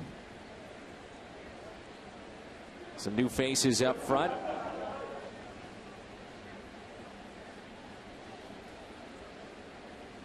See, not everybody can be a trained professional like yourself, Al, and deal with the delay. It's not an easy thing to do. So then we're asking these people that I'm sure emotionally are just fried and trying to convey their emotions on live television with an earpiece and talking to their husband in Afghanistan that they haven't seen. With a delay. Yeah, with a delay. And so obviously it's not going to be the easiest thing that one is asked to do, but we appreciate the families doing this and being a part of our special night. 1-2 on Ty Wigginton. A big hello to Tammy Courtney, who Tammy's prayers have been answered. One of our great sponsors, the Hewlett Tech family. So proud of you, Tammy, and everything's fallen into place for you. Can't be happier.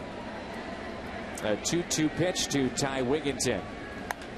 Sharply hit again to third. Freeze with it. Makes the play. Remember Kyle Loesch, we were wondering this time last year what kind of pitcher he would become. Exertional compartment syndrome. One of the oddest injuries you will ever hear about in professional sports. And he has a big tattoo just on the right arm, near the forearm. And his muscle wouldn't expand as he exerted effort. So when he was trying to, in particular, throw a curveball or a slider, a cutter, get a little spin on the ball, he just wasn't able to do it. And the tattoo, it's got two parts to it. One is his Native American ancestry, the wing, and the other part, a shot of the globe or the world coming out of the baseball.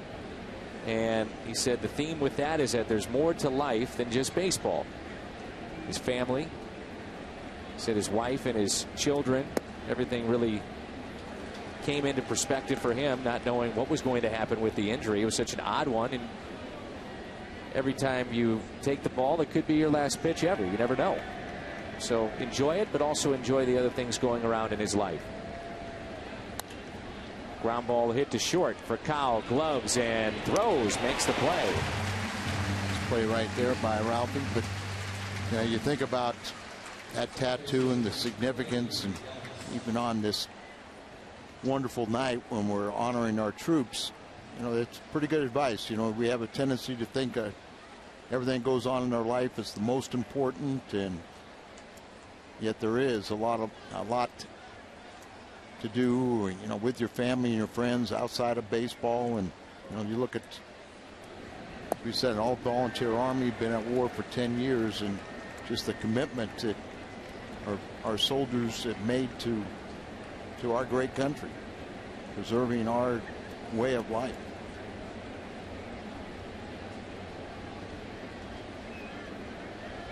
Freddie Galvis hits a fly ball out to right. Beltran will make the catch. We will stop our connection as far as being able to talk to the troops in Afghanistan. They will continue to watch on Fox Sports Midwest.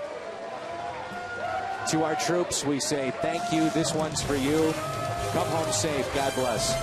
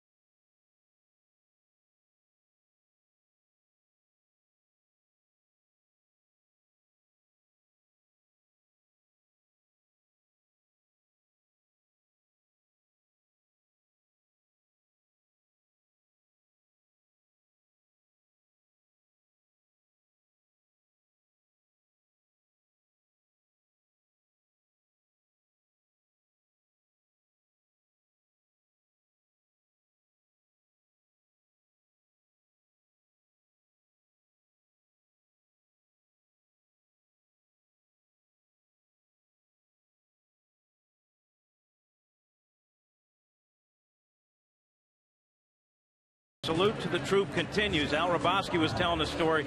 2005, Bob Warner, then a sergeant stationed overseas in Iraq. His mom emailed the station saying that Bob's dad was at the game and had a sign. We found the sign, and Bob was in Iraq and got to connect with his father just like that. Guess who's here? Bob, tell us about that moment for you. You're overseas. Obviously, there's a lot of stuff going on, and you got to connect with family. Yeah, I got to say it was a really special moment. I was lucky enough, first of all, to have the time just to watch a Cardinals game.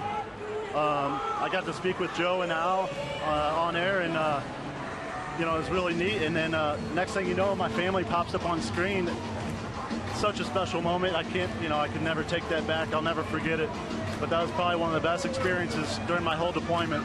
Just being able to see my family like that. We should mention then Sergeant, now Officer Candidate Warner, to have the connection like that. Obviously it touched you in a personal way, but for the rest of the guys, just to have a little taste of home, what did it mean to them? Oh, you know, whenever you're overseas deployed like that for a whole year at a time like that, just having a connection back to St. Louis, our hometown, just watching the Cardinals like that, it really means a lot. Some of us, you know, we're able to talk to Joe and Al. It's just such a great experience. You know, this program that they do every year is, you know, it's really neat, and I know it means a lot to everyone deployed. Thank you for you putting your life on the line to protect the freedoms we have here. Congratulations on the promotion. Thanks, Jim. Thank you very much. Officer Candidate, guys.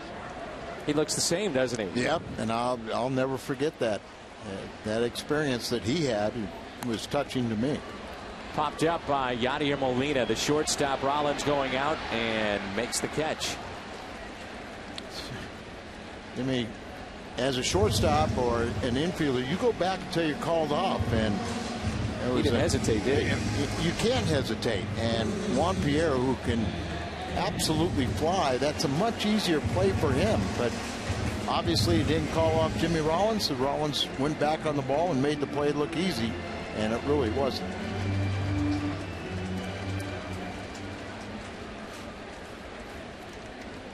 Matt Adams still searching for that first major league home run. He averaged a RBI every 4 at-bats in the minor leagues. Well, just great numbers, but he told me yesterday that he's starting to feel comfortable up here, starting to feel like he did at AAA. But to do the 2 hits tonight off a tough left-hander, you know, now I think he's starting to show that, because after last night, 0 for 4 with 3 strikeouts, you kind of wondered, would you throw him out there against a tough left-hander like Cliff Lee? And Mike Matheny showing great confidence, kind of forced into it now until Alan Craig comes back. But, you know, he's responded with a couple hits. Lee is 0-2 this year, despite giving up 2 or fewer runs in 4 of his 6 starts. He has pitched very well. Record does not indicate that. And one of the oddities of tonight, he's got 5 strikeouts, but he has 3 walks. He came in with an 8-to-1 ratio of walks to strikeouts. Struck out 40 and walked only 5. One of his influences, he was saying the other day, is Arthur Ace Adams. Cardinal fans may know that name because currently he's the pitching coach at Quad Cities, but Lee was at Class A Jupiter, the Hammerheads, back in the minor leagues. And Arthur was saying that Cliff Lee never wanted to come out of a game, and so one of the things that they had to convince him to do was to work harder in between starts, which he has done. He keeps himself in excellent condition, but also he developed the cut fastball, and that cut fastball has been a devastating pitch for him.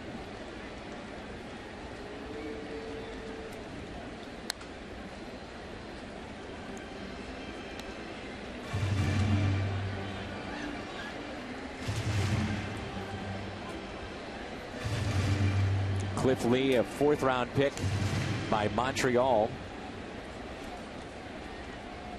Traded then to Cleveland in 2002. Pretty big names in this deal. Lee Stevens, Brandon Phillips, and Grady Sizemore, all part of one side of the deal for Bartolo Colon. He was the centerpiece at the time, and JD's brother, Tim Drew. Wow. It's always fun to kind of look at a trade half dozen years later. Yeah.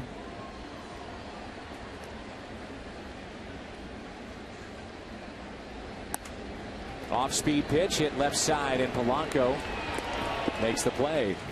Erica Guzman, specialist. Erica Guzman takes us to break here on This One's For You, Fox Sports Midwest. This is Specialist Erica Rose Guzman from the 175th MP Battalion stationed at Doha, Qatar. I wanted to tell my family from St. Louis, Missouri that I miss you guys, and all my friends that I'll see you guys soon, especially my biggest hero, my dad. I love you guys. Go Cards!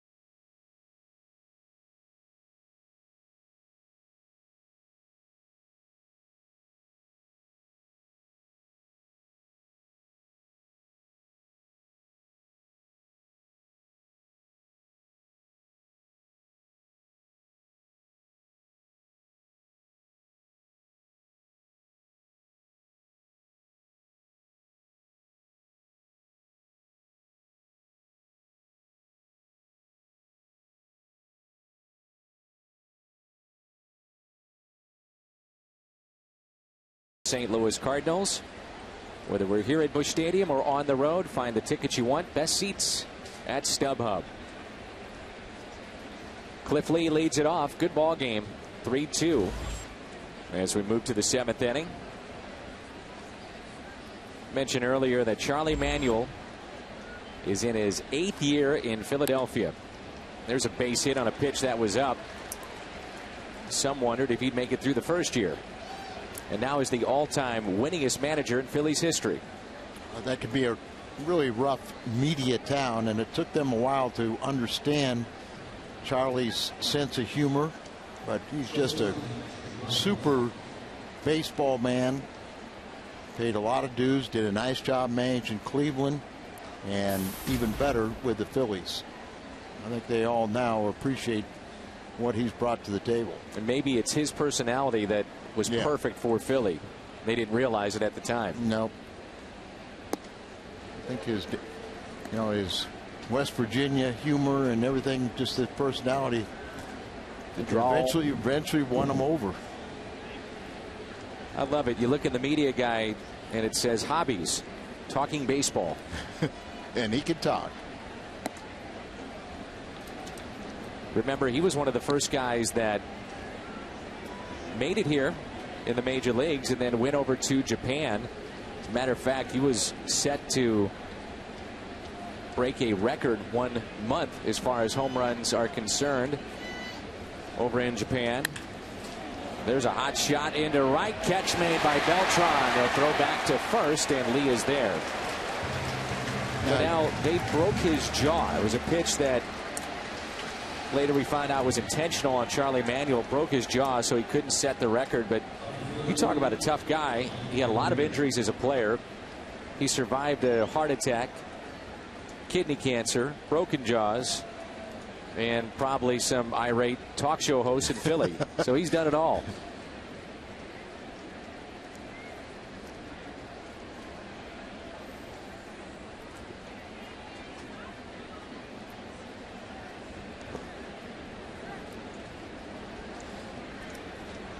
Out to visit is Yadier Molina. You think about that play that Beltran just made. The anticipation. He caught that ball and was firing back, thinking that, okay, I've got a pitcher running. He may not read the ball that well, and he may stray too far off of first base, and I might be able to double him up. It's going to be a double switch as Chambers is going out. Appears to be center field. And Mitchell Boggs will be coming in. It's our annual This One's For You telecast on this Friday night, Memorial Day weekend. Stay with us. We'll tell you about the changes when we come back.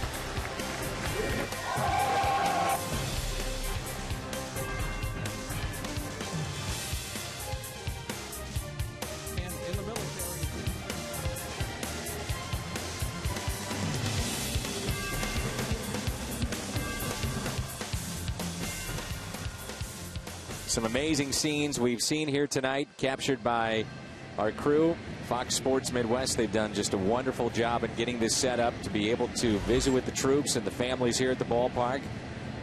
Kudos to them. Al Raboski, Jim Hayes, Dan McLaughlin with you, and nice outing by Kyle Loesch. Top of the 7th, it's up to the bullpen, and here we go again with Mitchell Boggs. Again, starting to look better. Mike Matheny and Derek Lilliquist, Dyer Miller done everything to work on his psychology, his psyche, and try and get him to really, I won't say necessarily believe in himself, but sometimes you watch with a 94, 95 mile an hour sinker, a good breaking ball, you kind of wonder why he gets hit. And it's really more, walking people. Line drive into left center, and that will get down. Chambers gets it before it gets to the wall. The relay to the plate is not in time. Mentioned that he's an athlete, runs fairly well, and that's Cliff Lee, and he ties it up. It's 3-3. Juan Pierre with the RBI. His 9th RBI. We got the tie ball game. Remember, part of the double switch is Chambers goes out there. I would probably say he doesn't have as strong a throwing arm as Robinson, and maybe for Call needed to go a little deeper to get out there. Gets the ball in and fires a strike, but maybe he needed to be a little deeper for Call to help out with that relay. For Call has a much stronger throwing arm. And Cliff Lee is out there. He reads it off the bat, sees it's going to be in the gap, picks up his third base coach. Doesn't break stride, or did he? See, he almost tripped around third.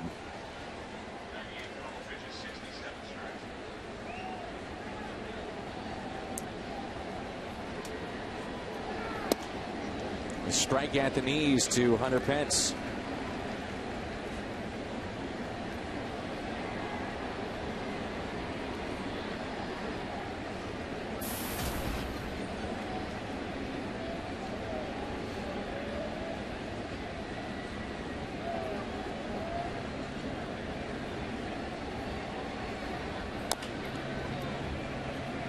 Had him played up the middle.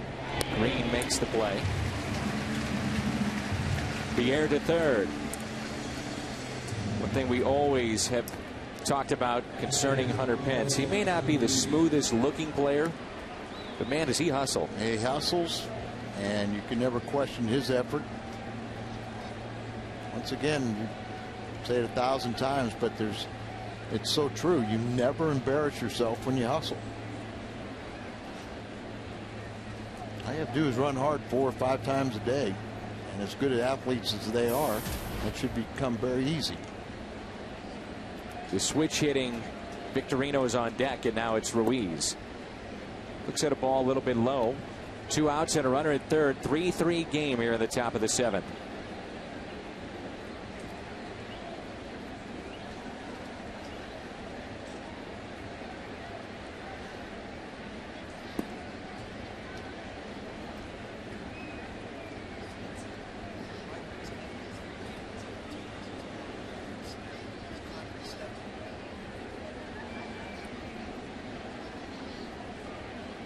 Two outs, so just work on the hitter.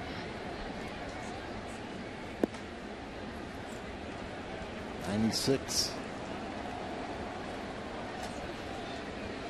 If you're a reliever and you come in with men on base, that first batter you face is so important.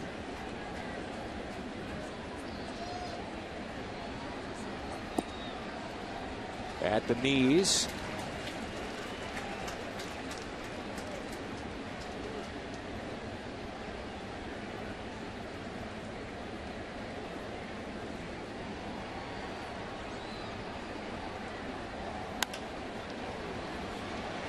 On the move, Beltran, and makes the catch.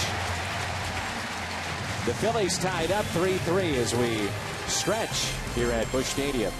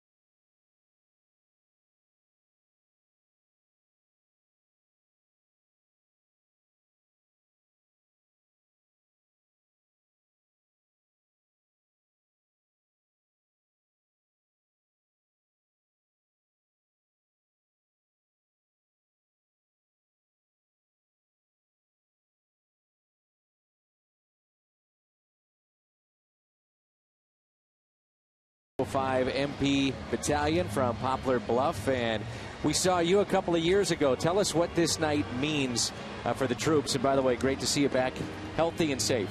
Thanks, Dan. I appreciate it. This is great. It means a lot to the soldiers, getting to see their families at a ball game, and getting to see what the Cardinal organization and Fox Sports Midwest does for us. You had a chance to watch on the American Forces Network, and a lot of these shots were shown back to the troops, and it must have been special for you and for all the rest of the guys and gals. Oh, it was awesome. It was very uplifting, but at the same time, it's kind of bittersweet because you want to be back here with the family. Sure. But it's always good to see a good Cardinal game, especially with your family there. Now, tell us a little bit about what you were doing then and what you do now back here in the States. Well, our mission while we were downrange, we mentored and trained the Afghan Border Police and the Afghan National Police. Had a very successful mission. Brought everybody home safely. But now that I'm home, I'm full-time National Guard. I'm the Battalion Administrative Officer at 205th. What is the morale like over there? It's high. It just depends on the leadership, as always. But, yeah, we got good leaders, and they take care of the soldiers. What number do you – oh, you got an Edmonds jersey. Oh, Edmonds. Is that your guy? I or what? love Jimmy. So you grew up a Cardinals fan, right? Oh, you better believe it. Great. But every time I see Carlos Beltran now, I'm so tickled he's with us. He's pretty good, isn't he? Oh, he's awesome. Where were you last year for the World Series? I was sitting at home. I remember Game 6. My family had all fallen asleep, but I woke them up when David hit that home run. Chance to see history. Oh, yeah. It was awesome. Here's Adrian Chambers, his first plate appearance as Cliff Lee is back to work. No surprise to see him pitching deep into a game. You have a chance, and again, Captain Lance Dell is our guest, to talk to the troops right now directly, because you know they're listening everywhere. Afghanistan, all over the world, throughout the United States. What's your message to them? Well, just be safe, follow your leaders, trust in what they're doing, trust in the mission. I'd like to say a special hello to Dominic Sansone. He's with the ADT there at Finley Shields. So just God bless them. I hope they all come home safe. Foul tip, and so they're giving Ruiz a couple of seconds to catch his breath. That guy's been getting beat up the last couple of nights. Foul tips. 1-2 the count here on Chambers. So Poplar Bluff, where you hail, correct? Yes, sir. And you grew up a Cardinals fan? Yes, sir. And you're a young man as Chambers strikes out, but yet you had 3 little ones at home. Oh, well, I appreciate you calling me young. Well, you're a big guy. I don't want to get beat up here, you know. Not at all. I have 3 boys. Lance Jr., he's 17. Luke is 16. And my youngest, David, he's 10. And he's going to be playing in a tournament this weekend. I'll tell you what, man, you started young then. Well, I'm 44. So. All right. Trying to give you some credit up here. You didn't have to give the age. I appreciate it. At the plate right now, it's Rafael Furcal, the switch-hitting shortstop for St. Louis. Trying to bunt his way on. Nice play by Lee. 2 outs. Just this night and what we're able to do, you know, take us back to having a chance to see it. And what are some of the other things that you would like to have a chance, and this is back in 2010. I see a big smile on your face right now. Well, that's awesome, isn't it? Yeah, that picture there is myself and Sergeant First Class Russell. We're outside Kabul. That's a Queen's Palace you see in the background. That was part of our mission there, was the Afghan National Police. We were training. Mom and Dad there on the right? Yes, sir. Yeah. I told you about that sir stuff. I call you sir, you call me Dan. All right, Dan. Thank you.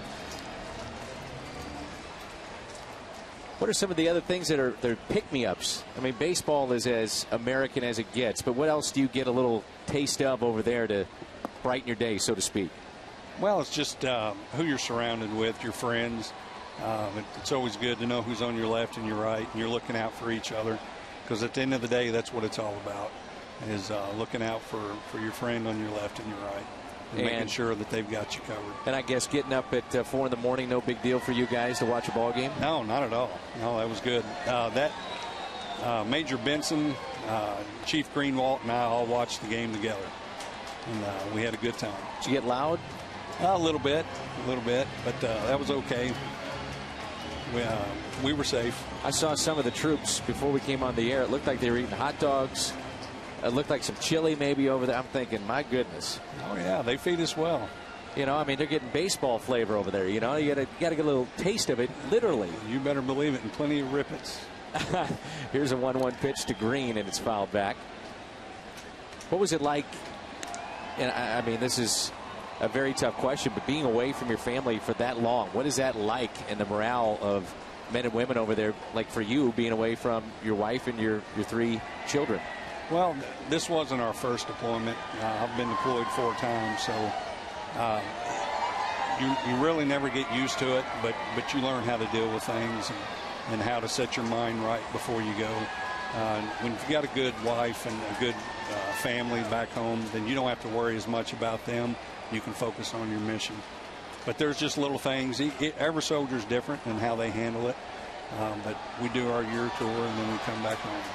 Why'd you sign up? Well, it's something I always wanted to do. If I could have played baseball, I'd have been out there. Yeah. But I always loved playing Army when I was young. And that's what I ended up doing.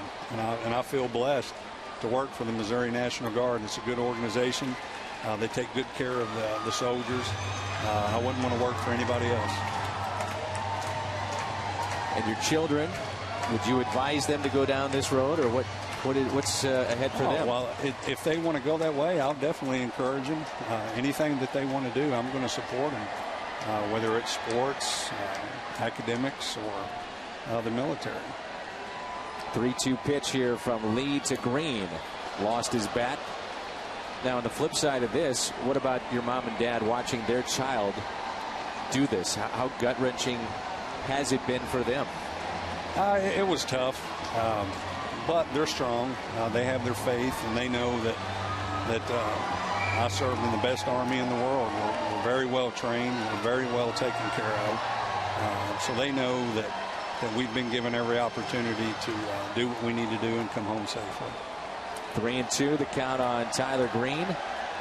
Lee is at 107 in his pitch count. And he hits it towards short. Tough play here by Rollins. Fires to first, not in time.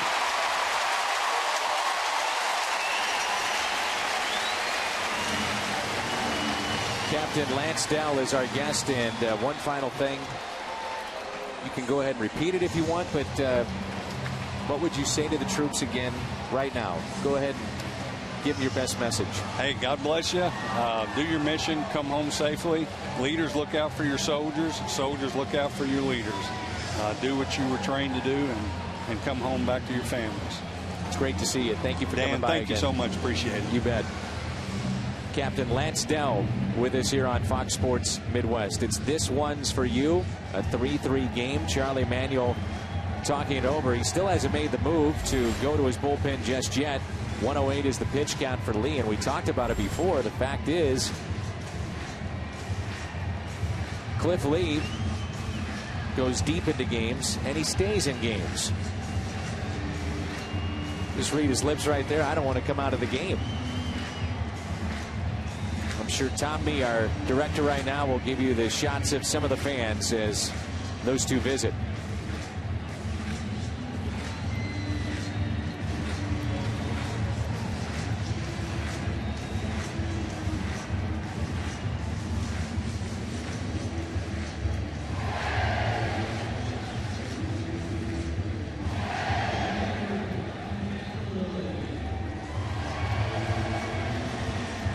$43,375 tonight. 4-3-375. Packed house here at Busch Stadium on a Friday night. 2 outs, bottom of the 7th. And Holiday looks at a strike.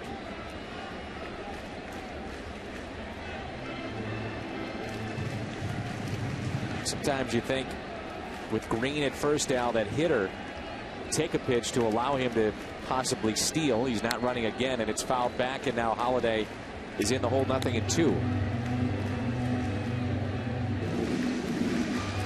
Just kind of watching here Cliff Lee is an experienced pitcher and really has done things to control the running game, giving his catcher a chance, and Ruiz is above average and throwing out runners, but varying his looks, varying his time, and I think Tyler may want to run but can't get the real comfortable jump. Holiday, high fly ball, out to left. It's at the wall and caught. In Philly, that's probably out. At Bush, it's in his glove. Sergeant First Class Sheard as we head to break. This one's for you. Hi, I'm Sergeant First Class Sheard, stationed over in Qatar. I want to shout out to my family up in Columbia, Missouri. Go Cards.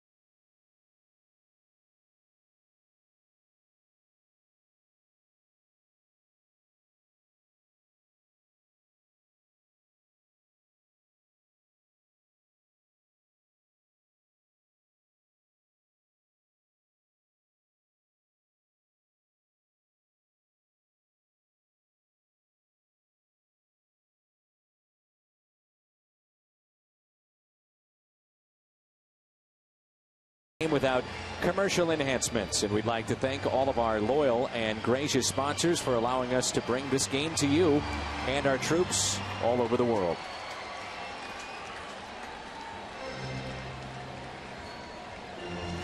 Al Hrabowski, Dan McLaughlin, Jim Hayes with you. Mitchell Boggs stays in the game, and here's Shane Victorino, the switch hitter.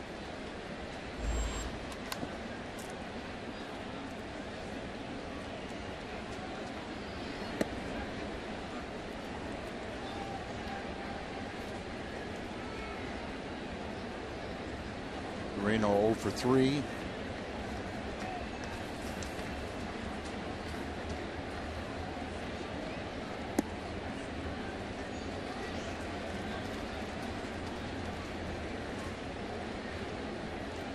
Boggs so far, just first batter he faced, Juan Pierre, gave up the double that broke the 3-2 lead for the Cardinals. Now we've become accustomed to seeing Mike Matheny go multiple innings with his relievers. At first, it was shocking after 16 years of how Tony would manage his bullpen, but Mike is really, I think, drastically different in how he's handled this bullpen. Yes, I agree with you, where Tony would really, he'd do the double switch, but rarely would he leave a reliever in there for multiple innings. And we've seen Mike Matheny leave a guy in there for 2 or 3 innings who's doing the job. And a little bit different, but I always respected Tony and Dave Duncan because I thought they made a lot of pitching changes, many more than they needed to make, but they always had enough arms for whatever happened. They always had enough fresh arms. You get the feeling too that when you look in that dugout, you see those two talking a lot more maybe than Tony and Dunk during the games. Not necessarily before or after, but Mike is definitely going with the inside of his pitching coach, and Dave Duncan said that he did not make any decisions for Tony. He said all of it was left up to Tony. It wasn't like his pitching coach, according to Dave Duncan. This is according to him. He said occasionally he'd give him some information, but it was on Tony. And I think that's probably the biggest thing that Mike Matheny is going to have to learn is managing the pitching staff. Back to Boggs. And managing the pitching staff really is dealing with your bullpen.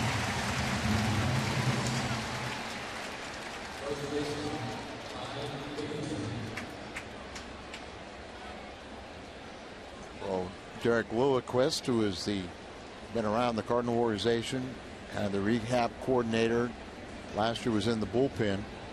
I think Mike's going to have to rely on him. But if there's any position that prepares you for handling the pitching staff, it's the catcher. So Mike will catch on very, very quickly. Ty Wigginton, 1 out, no balls and a strike. And I think a lot of what you're talking about with Dave Duncan and Tony La Russa was preparation before a game. Where exactly. Dave had said, okay, here's the guys that I would kind of either need work or, I feel are really throwing the ball well. This would be the first guy to come out of the pen. You know who your closer is, which didn't always know last year. Especially about this time. This time it was maybe the beginning of Salas taking over. And now a year later you're concerned. Yeah, and Salas led the ball club with 24 saves. Remember, Sanchez had a roll. Boggs even he got 3 real quick saves. Then he blew a save, and then he found himself in Memphis. And I think that's what transpired there has been part of the process of Mike Matheny trying to build him back up, build him up mentally.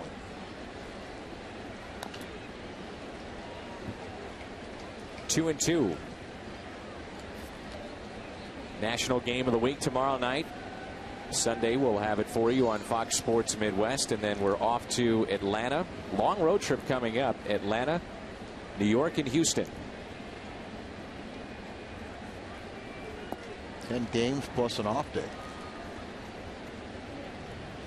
And I got a chance, Tim McCarver and Joe Buck will be working the game tomorrow, and I got a chance to congratulate McCarver, former teammates, on making the Hall of Fame.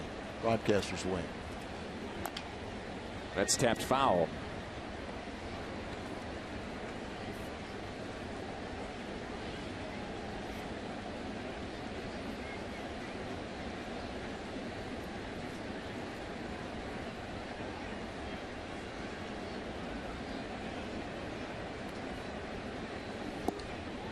A little bit low and outside. A 95-mile-an-hour pitch from Boggs. Go ahead run is on at first.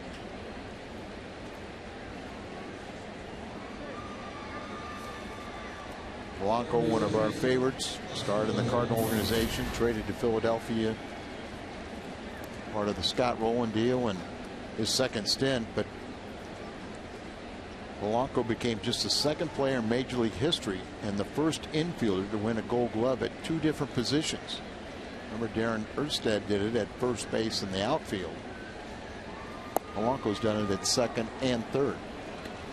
A lot of times that's an award given out on reputation, and that tells you a little bit about what people think of Polanco and offense as well. Yeah, I go back to our favorite story about Kenny Reitz. He used to walk up to Mike Schmidt and say, how do my Gold Gloves look on your mantle? Kenny Reitz would have the best fielding percentage at third base, but because of Mike Schmidt, the Hall of Famer's dominance offensively, and a very fine and outstanding third baseman, but in my mind not as good as Kenny Reitz, the offense would overshadow Kenny's defense, and Mike would end up with the Gold Gloves. But still, a very, very good defensive third baseman. 1 ball and 1 strike on Polanco. They shade him to right. Big gap in left center. He hits one in the gap, and the Phillies could have themselves a lead. I told you the story about Jim Fregosi, who was a very good fielding shortstop, who had a chance to see Brooks Robinson play all those great years, the great third baseman for Baltimore and Hall of Famer. Hit to short, get the lead man, and the turn is in time. zone. They turn the double play. Arm strength of Tyler Green.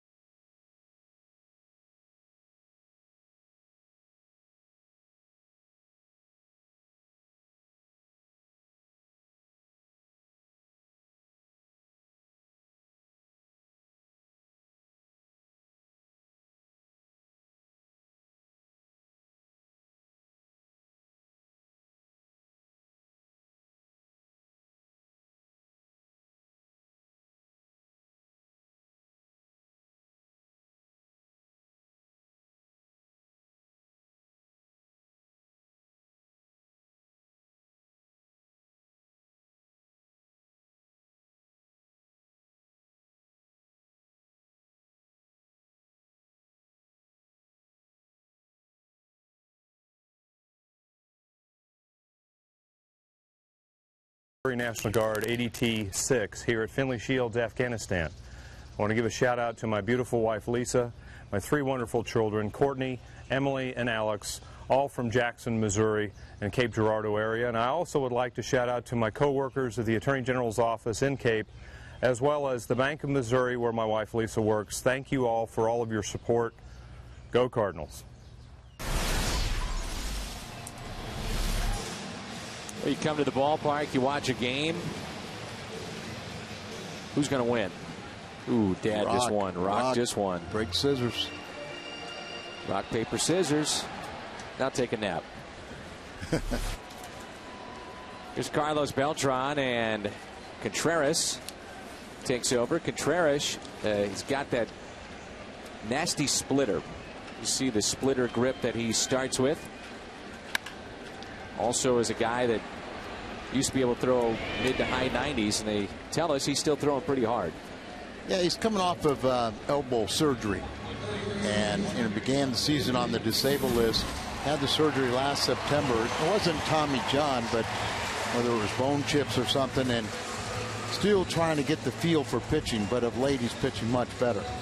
And he's still, I remember seeing him last year before the elbow injury. He was very impressive.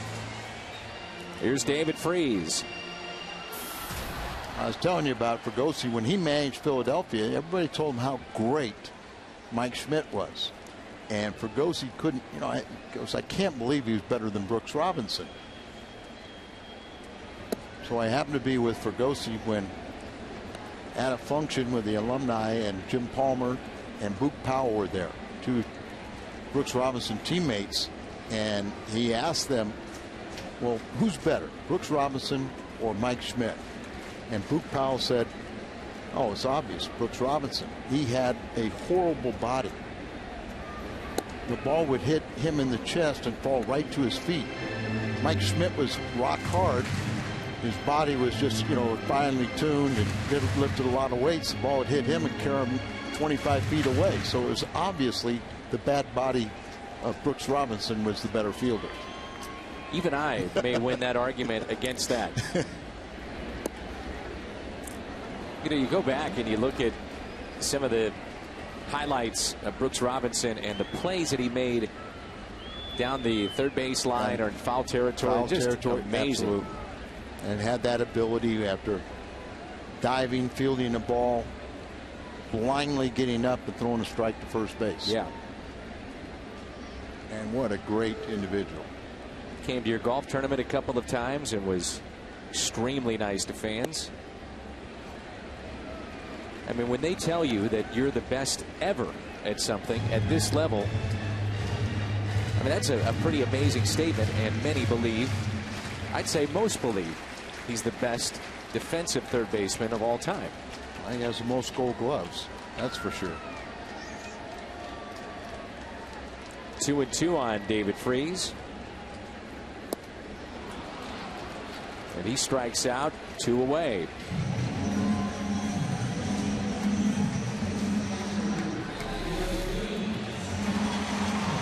You see that real tight slider, and that's what, we talk about Wainwright. The secondary pitches takes a while to get the feel for.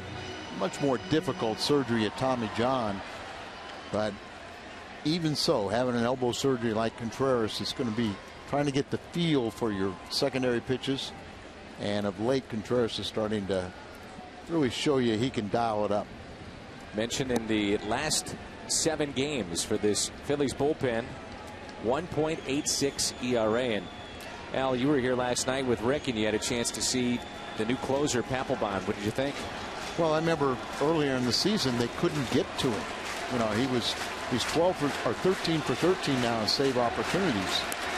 Molina with a base hit into center. His average is on the rise. RBI tonight and 2 hits. Finish your thought on Papelbon. Well, I think the more I hear about him, he's an excellent closer with Boston. And here you see Adi loading up on the backside, puts that foot down, and just a nice little controlled stroke. And a solid base hit up the middle is second. He's got his average up to 318. And Charlie Emanuel is going to pull out one of his 4 lefties in that pen.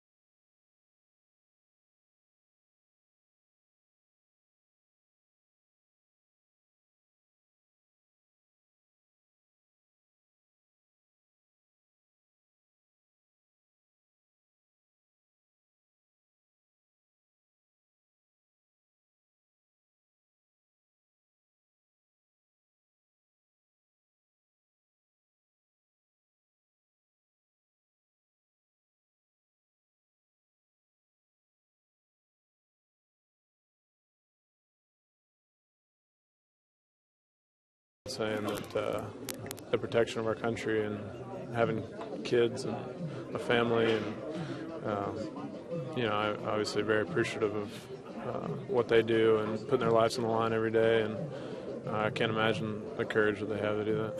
This one's for you.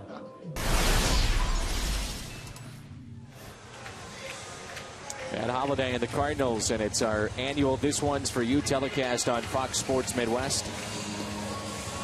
Matt's former team, the Rockies, defeated Cincinnati tonight. Johnny Cueto, 5 earned runs and 4 2/3. He's given up 13 runs in his last 3 starts. Jake Diekman comes into this ball game. We saw him last night. He's a rookie and a strikeout artist. See the high ERA, but that's only because he had 1 bad outing against the Cubs. Less than an inning, gave up 4 earned runs. And he's been very tough on left-handed batters. They're 0 for 7 overall Batters are 2 for 17.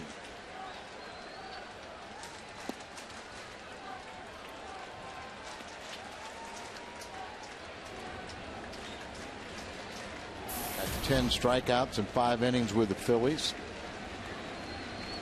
He was at AAA to start the season. That was his first year. He was drafted by the Phillies in the 30th round of 2007.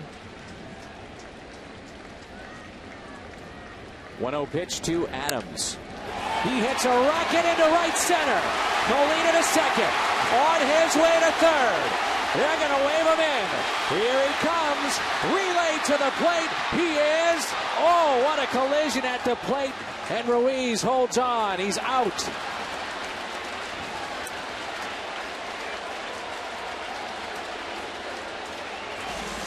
Molina dishing out a blow to Ruiz. He holds on.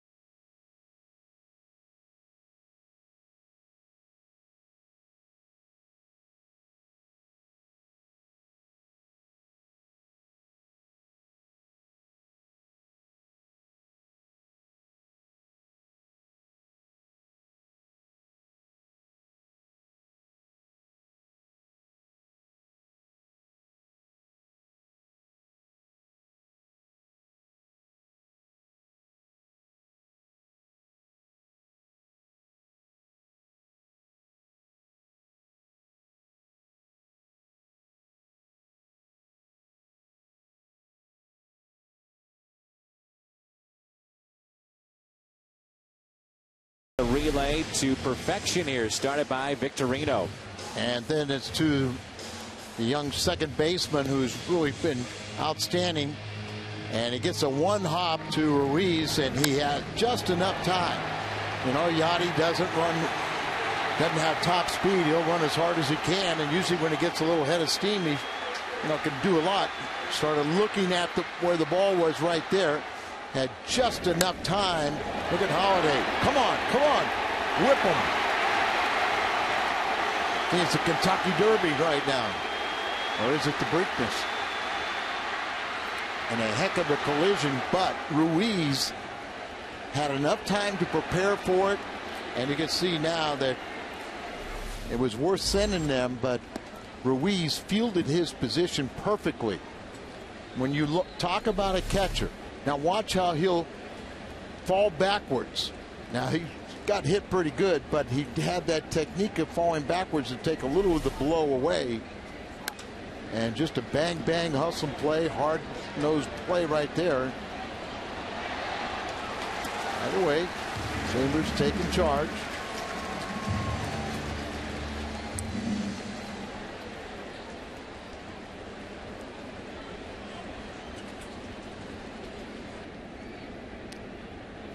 In steps Fontenot. Descalso is over at first base. And Mike Fontenot will be the hitter. New pitcher, obviously, is Jason Mott.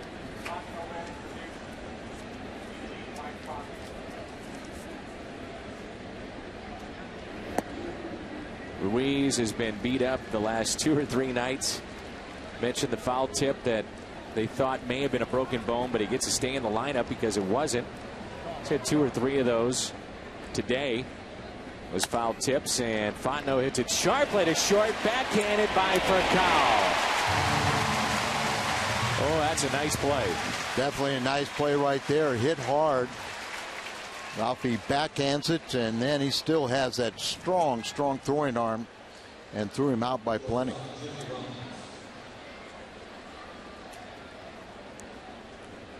Ironically enough, the one-year anniversary of the Buster Posey play, which is with the Giants and Marlins, and a lot of people, as we talked about in the most recent road trip, talked about the fact that maybe they should implement a rule on how you go into catchers, but you know, I'm just not sure how you do it, Al. Well, you can't. And I remember that Mike Matheny, who obviously was a Gold Glove catcher, said there's a technique of how to do it and how to keep yourself from getting hurt. See if the Cardinals can't walk off with a win. Bottom of the ninth coming up.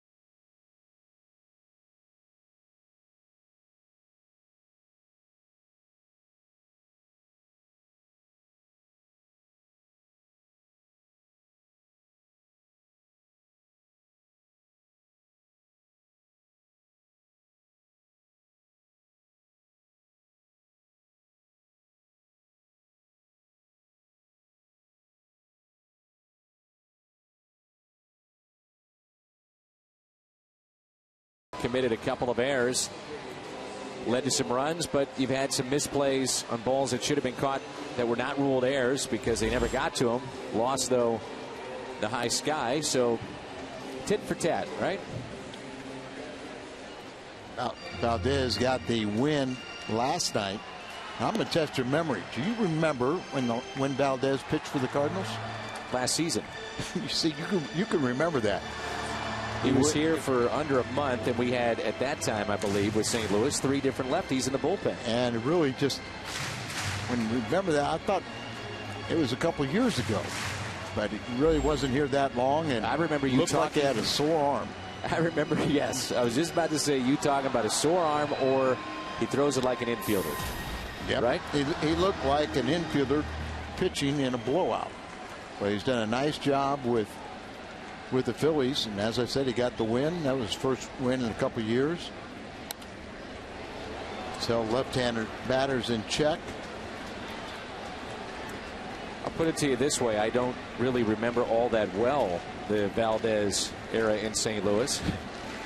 It wasn't a celebration that he's returned. It was not. And he's pitching well for Philadelphia's overall opponents are 1 for 17 against him, and left-handers 0 for 6. Scalzo does have 1 home run. That's popped up out of play. That's what made the trade for Zepchinski such a vital deal at that time. Remember, you had Miller, Talent, Valdez. They finished the season with Arthur Rhodes and Zepchinski. John Mozeliak would later say that, and we really didn't know much about Mark Zepchinski. No. But he said if they didn't include him, the deal would not have been done. Kobe Rasmus is, yeah. You know, Kobe Rasmus, who a lot of people thought the Cardinals were crazy to give up on such a young talent. He hasn't done much at all. There's a base hit into right. Winning run is on. That's what I remember. But actually, his numbers with St. Louis that bad, but just didn't look like he had much to get people out with. Seen Chambers drag bunt with that very good speeds. You know, sometimes those guys that can drag bunt, they struggle with the sacrifice. It's so true. They just can't sit there and wait and let the ball come to them. They're running out of the box. Pretty good. Perfect bunt and makes it close at first. Boy, did he get down the line. So the winning run is at second base.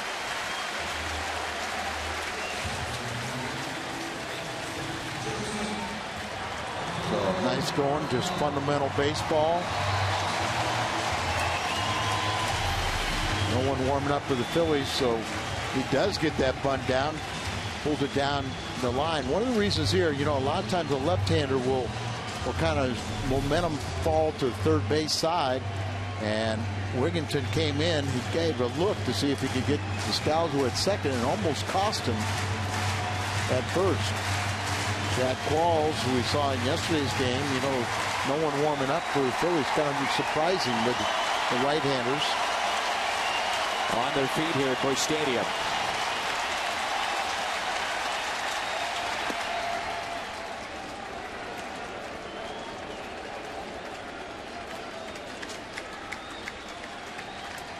Love to see all the fans head home happy, especially those folks. And their loved ones watching around the world.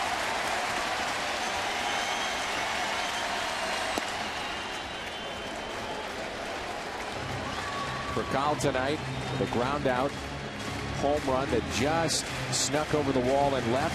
He struck out and grounded out. That is the winning run. Descalzo at second base.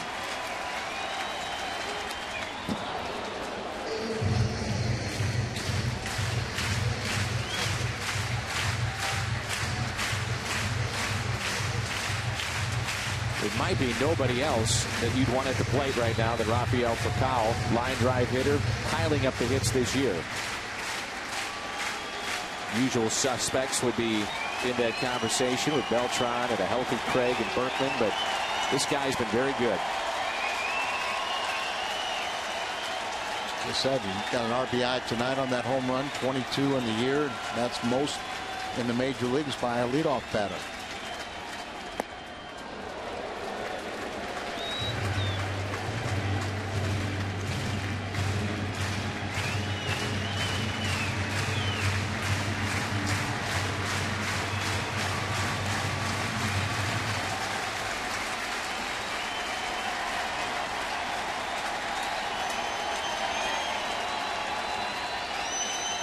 The 2-2.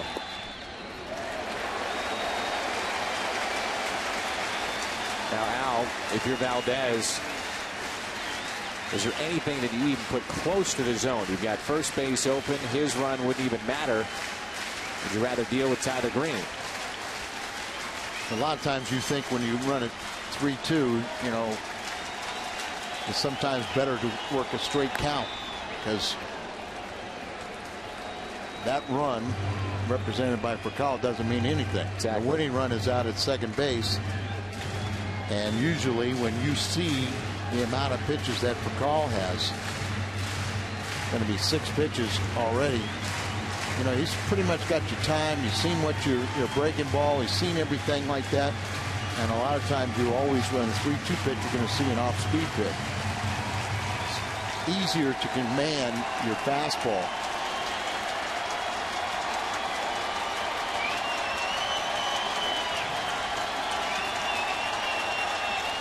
Three-two inside to Furcal. Now, the other part of this is what you do inside that dugout for Charlie Manuel, meaning where do you want to position your outfielders with Descalzo, the potential winning run at second base. And right now he's just playing this straight up. Playing straight up. They haven't moved. They're not extremely deep. Big gap out in left center. True, the first time, you know, if that Tyler Green is facing Valdez, and that advantage is to the pitcher. Green would be very hard to double up. Holiday on deck. Tyler has seen his average jump up to 242. Been on base twice tonight with a walk and a single. Got his first game-winning hit earlier this week. Can he make it 2?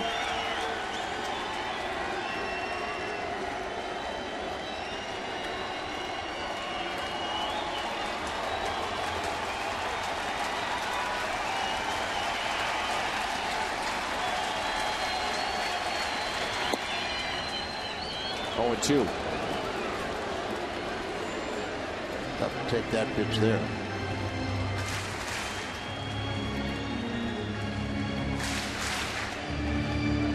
Good hitters, not afraid to hit with 2 strikes.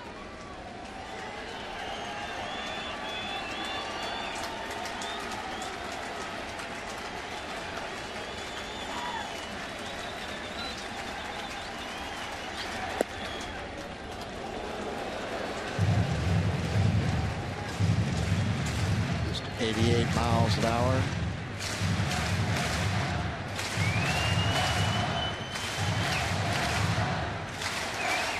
We'll say Valdez has a little more life on his pitches than I remember. 1-2 pitch to Tyler Green. Just missed inside. Valdez, a long look back at our home plate umpire. He's saying, wait a minute, earlier in the count, that was a strike. Tyler's starting to see a few more pitches now, start gauging the velocity. A 2-2 pitch, and that is low. From 0-2 now to 3-2. You would think Green is going to get something to hit here with Holiday on deck. You would think. Much rather have Tyler Green. You know, if you're the Phillies, you'd rather have Tyler Green beat you than a proven RBI machine in Matt Holliday.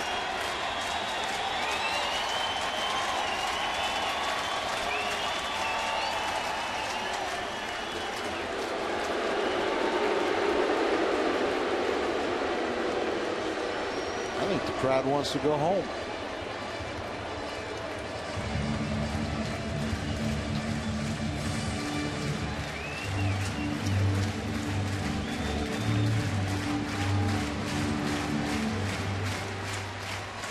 Cincinnati already lost, so the Cardinals could regain first place. Strikeout of Green.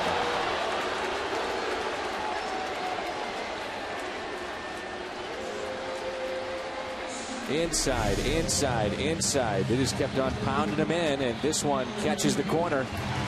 2 down, and here's Holiday. I'm sure Tyler Green was saying, he called a couple balls on me in the same location. That one had been down a little bit, but borderline pitch.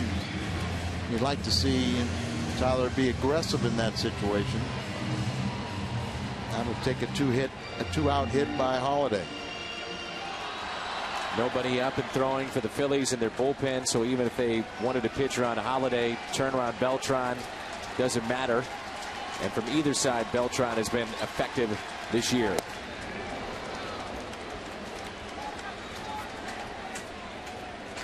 You would think you'd take your chances anytime on Matt Holliday against a left-hander throwing under 90 miles an hour. You bet.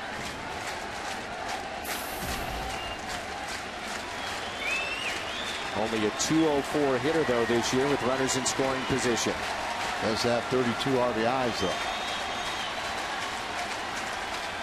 Here's the 0-1 pitch.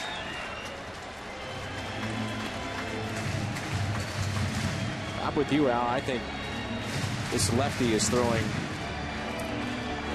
It's either harder or it's more of a sneaky fast that we're seeing. He is He is what you would describe as sneaky fast. Is he hiding the ball, slinging it up there, and short arms it. Looks like it's harder than the actual radar reading.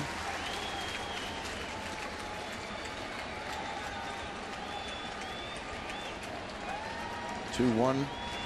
Love to see it at 3-1 count.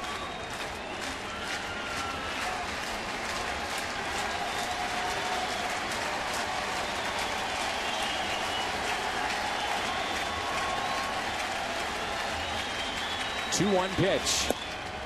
Strike to Holiday, and he can't believe it. Boy, that looked like it was a lot further inside than. Boy, Holiday can't believe that one. And look at Foxtrax. Verifies Holiday's eyesight, not Joe West. Will he go back inside on this pitch? Trying to pound these righties in. Time is called. Now Holiday feels he has to protect the plate. Certainly inside pitches. Here we go. Rally cap.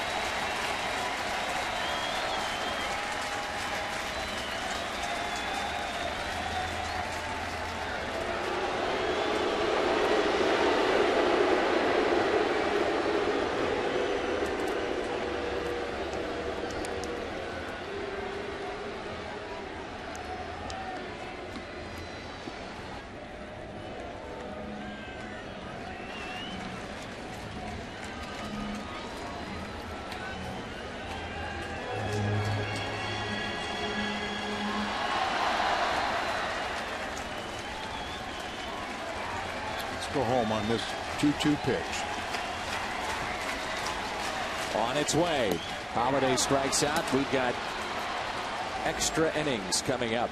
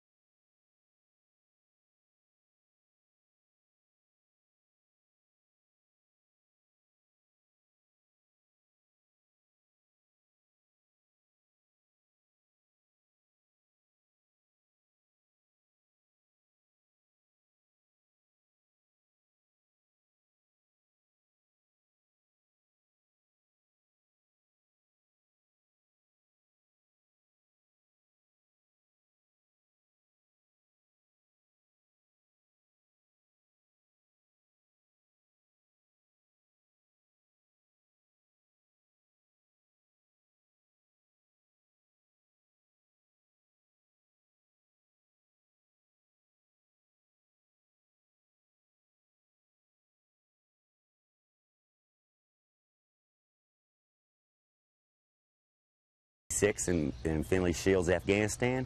I'd like to do a shout out to my wife Lori Craig and Kendall Craig in Mokane, Missouri. I'd like to also tell them I miss and love them, and I'll give my wife permission to watch Melina in every game she wants to watch. Go Cards. Thank you, Master Sergeant. And we go extra innings. Is Mott working his second inning.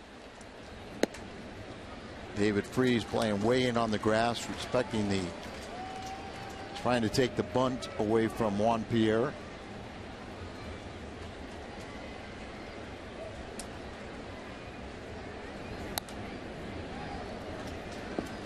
Not throwing strikes. He had a very efficient ninth inning, 3 up, 3 down.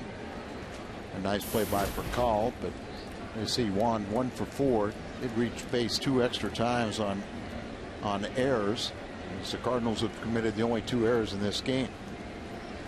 So Juan Pierre against Jason Mott. Second inning of work for Mott.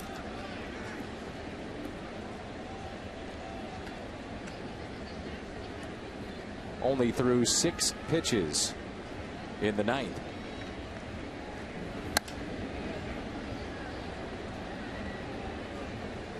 And I bring that up because I know you're a huge fan of pitch counts and making sure that your closer only goes 1 inning. Oh, no.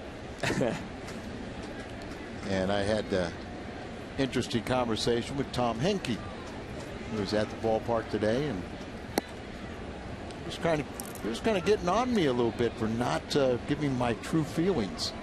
You? Oh, yeah. And it was in a good way, but as Tom was saying, you know, when I know you can't stand it when a guy is pitching an inning, a third, and probably doesn't need 1 or 2 days off. It's your job to be ready every day. A manager knows when you need a day off, but part of the fun of pitching is pitching when you know you're not at 100%. The 2-2, liner and a base hit. So Pierre is aboard.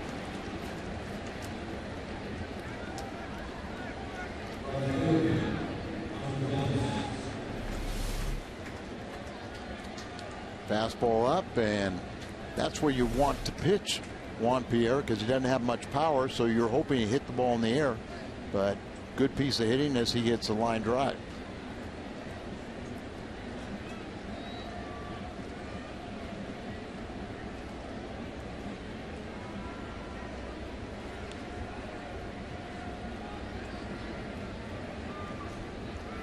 Pence is swinging it away, and he hits it down the right field line, and it's a home run.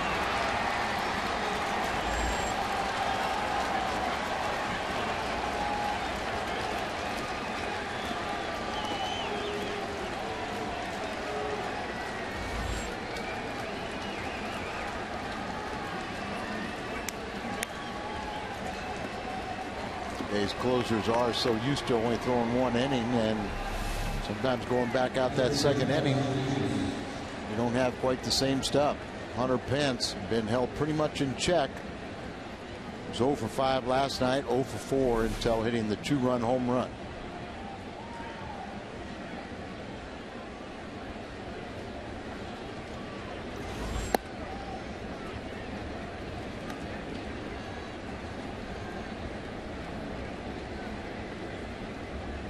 Raul Valdez was able to pitch out of a jam in the bottom of the ninth. And now the Phillies lead it by the score of 5-3. And he could get to his second victory in 2 nights. All because of Mr. Pence.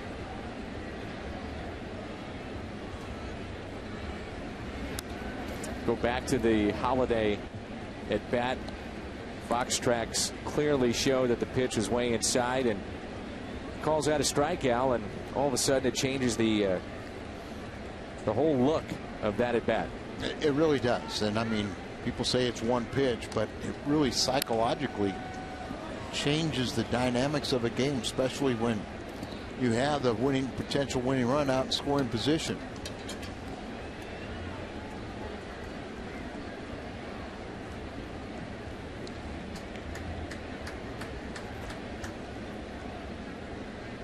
Umpires really tuck themselves in on the inside part of the plate.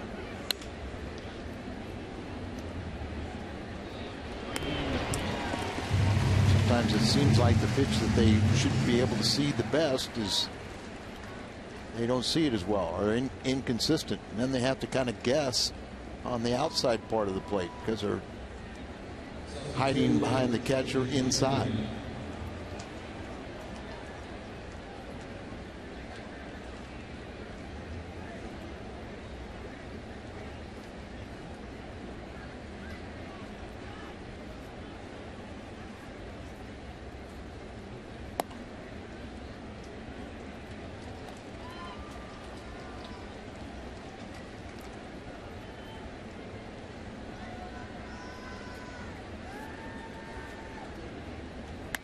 Victorino, a hot shot to Descalso. He'll take it himself.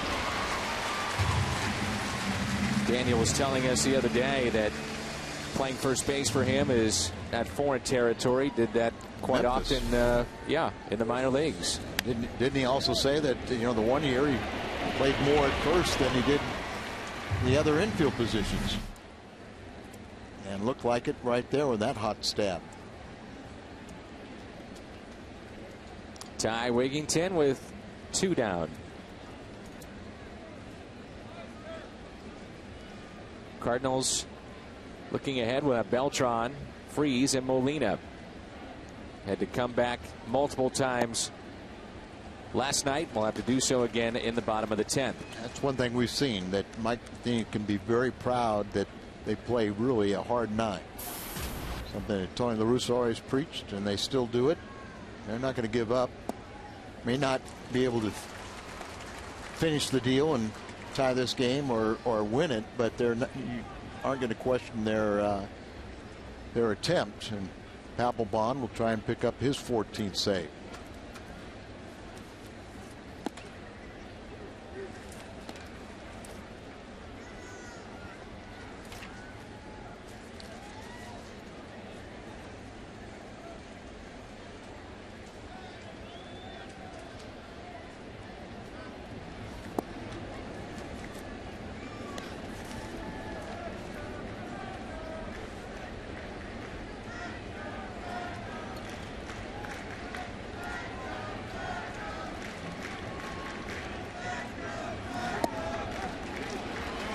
The strikeout. Mott gives up the home run, and Jonathan Papelbon is coming in.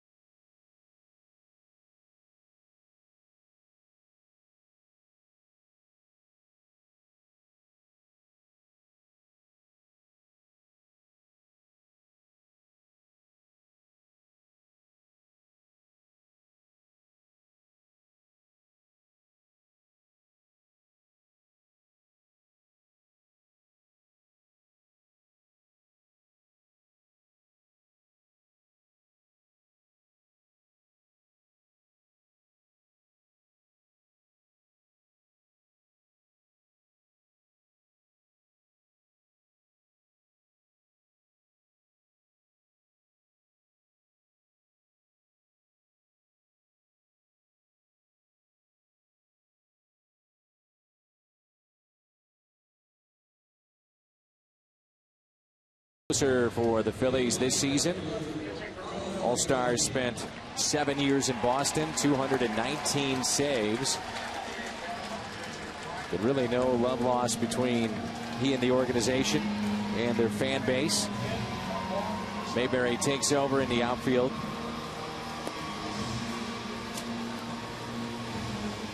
Papelbon recorded 30 saves in each of his first 6 full seasons. Became the first major league pitcher to ever do so when he got 31 saves last season. Very high success ratio. This year he's 113 for 13, but in his career 232 saves and 261 opportunities for a career 88.9 save percentage. That's 3rd highest among active pitchers. You'd have to think Rivera would be at the top. Beltran is 0 for 4 tonight. The Cardinals got their work cut out. It's the richest contract for a reliever in baseball history, awarded to Papelbon. Well, the trend now in Major League Baseball has been young closers and not giving out that kind of money. and really trying to find somebody in your organization, as history of relievers is really kind of, very short. Popped up to the left side. It's playable. Very casually and making the catch, Mayberry. During the Roos and Dave Duncan, when they were with Oakland, they invented the one-inning, closer. And almost a guy who had really only pitched about 60 innings a year. Take much better care of the closers, but yet we've talked about that there are some that feel that need to change the save rule, that sometimes a reliever will enter in the 7th, 8th inning, what we think of as a setup man, and may face a more difficult time. And there's some talk about possibly awarding the save to someone who doesn't necessarily finish the game, but somebody who saves it during the course of the game. The rule has been modified several different times, and that gets real subjective. Sure does. There are some managers who believe that a game is won or lost in the 7th or 8th inning, so why do I save my best weapon? Why don't I pitch him then instead of saving for the 9th? 0-1 pitch. 1 ball, 1 strike on David Freese.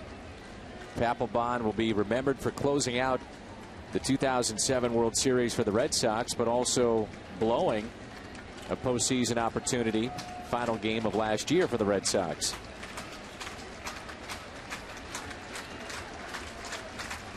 One pitch. Wicked. He's got the fastballs. He really hides the ball well and sneaky fast. It's also 93, 94, and then he's got that real wicked breaking ball.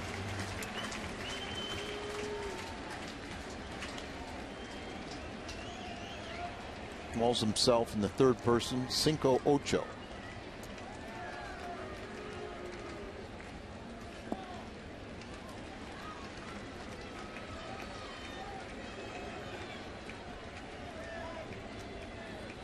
Why isn't he left-handed, Dan? Start coming up with those things and get your own characters. Yeah, you got to be left-handed to do that. This guy just throws smoke. One of the hardest throwers in the game still. See Ruiz shaking off, telling Papelbon to shake it off. And the 2-2.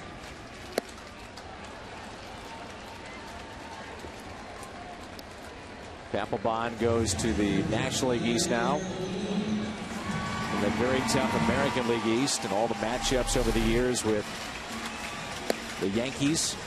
Now he goes into a very tough division in the National League. The Phillies now are starting to put some wins together, and Charlie Manuel saying before the game that he believed that last night could be a turning point for their team. Up by 6 runs, and then eventually they held on.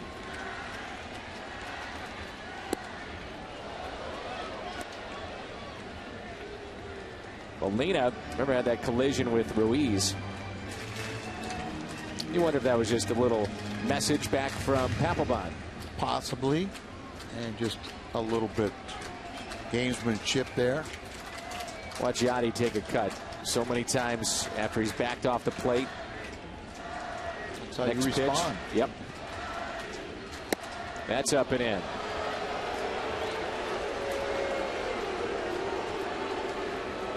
And that's how players can police the game themselves. They don't need the umpires. The umpires usually will add to a situation and inflame it in an effort to try and stop something. They most of the time inflame it.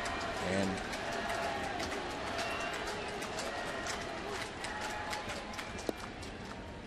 (3-0). Al, as you well know, having been around the game for so many years, there are times when you do take care of those things, you police it yourself. But in this situation, he's gone to 3-0. You may walk him, and then all of a sudden you bring the tying run to the plate. Right.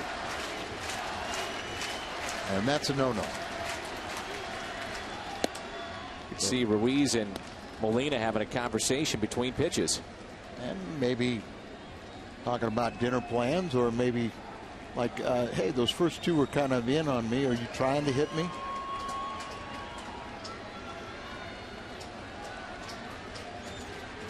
Ran into him, and some people might say, why didn't you pinch run for Molina? But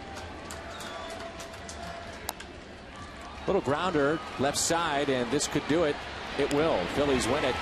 They hold on 5-3. Hunter Pence with an opposite field home run. Still getting a little concerned about the Cardinal bullpen as it's leaking, especially in tight games. They're having a hard time. Special night here on Fox Sports Midwest. This one's for you. Plenty more to come here from Busch Stadium.